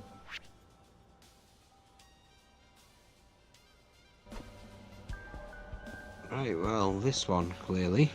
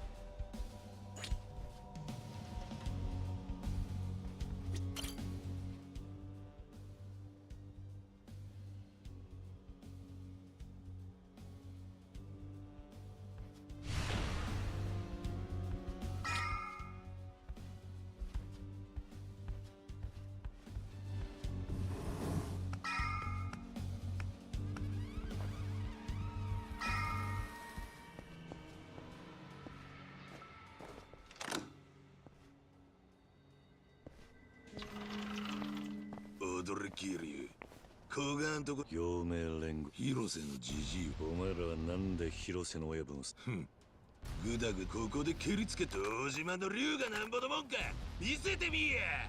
What a dumb thing to say. Yep.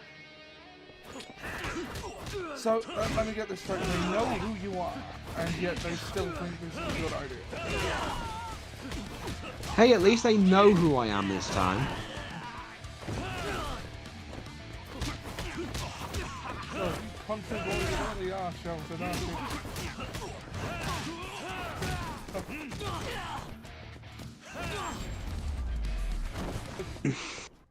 Now that's a punt kick. As in skimming away 20 feet, hitting the nearest wall. こっちは死ぬ覚悟ぐらい特訓できとるんじゃ。ほら、殺せ。くだらねえ芝居はよせ。お前らなんで広瀬の親分を探してる。知らん。わしらは腰水の頭に言われて動いとるだけじゃ。広瀬と赤ん坊を見つけて柄を抑えろって、それしか知らんのじゃ。ほんまじゃ。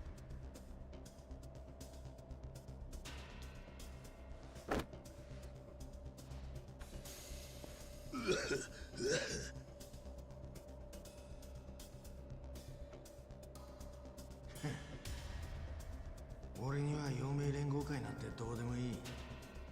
ちょうど潮時だな。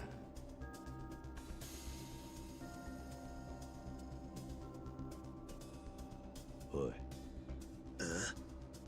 マス添えを知っているな。あいつは今どうしてる？マス添えのおじき。東京でなんぞ仕事に行っとるはずじゃ。東京の仕事ってのは道場会の染谷と杯交渉とか言うとった。なるほど。だが Okay, if you 多分 want あ to いつは skip the judgment games, we don't have to do them. いずれお前踊れキリ。これ以上痛い目に遭いたくなきゃ I'll kill you someday if you're looking. Idiots. You're so worthless you don't even exist anymore. Oh, we've now only got one place to go.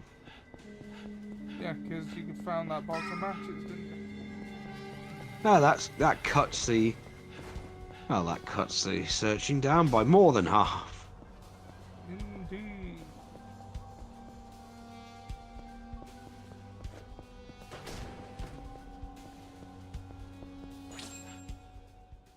Snack すまない。あら、はいうちはめったに店開けとらんのに。それともこのマッチを持ってた人を探して。広瀬一家の親分なんだが、最近この店に来なかったか。I like how the NPC behind you realized he was walking in on a cutscene and just that's a common thing. They're like, oh fuck, that's the story. Don't want to be involved with that. Hate to be that guy. Yeah. Yeah. Sorry, I'm side questing in my life. これから龍南神社に来てほしいと。 Reunion Shrine. この間、スナック清美さんね。やっぱり男は美人のママがい。親分はここに来た時。そうか。いいえ、どういたしまして。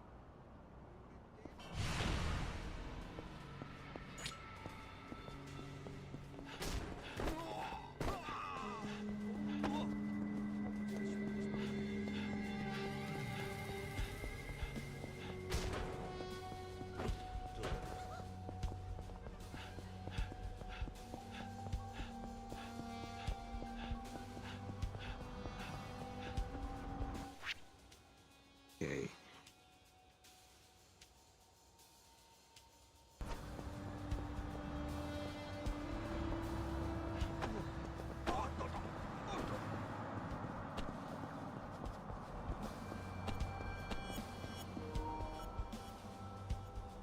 Oh, Okay. the share play kicked you. It did, but we're kind of at the point near the end anyway, of our run anyway, so... Yeah, if I, do you still have to find a save point, or can you save from the pause in this one? I can't remember. Oh, you can save from the menu. Good. Okay, well, we'll leave it there then. And that's where we're going to be leaving things for right now. So, we hope you enjoyed this Mafia Monday. Join us next week when we get to the bottom of this. We will be back tomorrow, probably, for Tonbury Tuesday, or if not, if you miss us before the next stream, we will be live on twitch.tv/eclectichawk. That's twitch.tv/eclectichawk as characters in his D&D campaign. I'm playing a Minotaur Pro Wrestler. And I'm playing a guess you could say a samurai Haringen. Yes, indeed. And, yeah, it's about as eclectic as that sounds. So, swing on by tomorrow night at 7 PM on twitch.tv/eclectichawk to see us play our characters. My other co-host Dan is also there. He's playing a fishing spear. I will not elaborate. If you want more context, come watch. The day after that, I will be back with Dan for Tomb Raider, I think. And then it's pretty much smooth, nothing until Saturday. Hawk will be doing Final Fantasy streams on Fridays. Then on Saturday we will be finishing Fist of the North Star Ken's Rage. And then I'm on to Assassin Sunday, where we're playing Middle-earth Shadow of War. So, that's all the plugs out the way. Hope to see some people there. And we'll see you next time.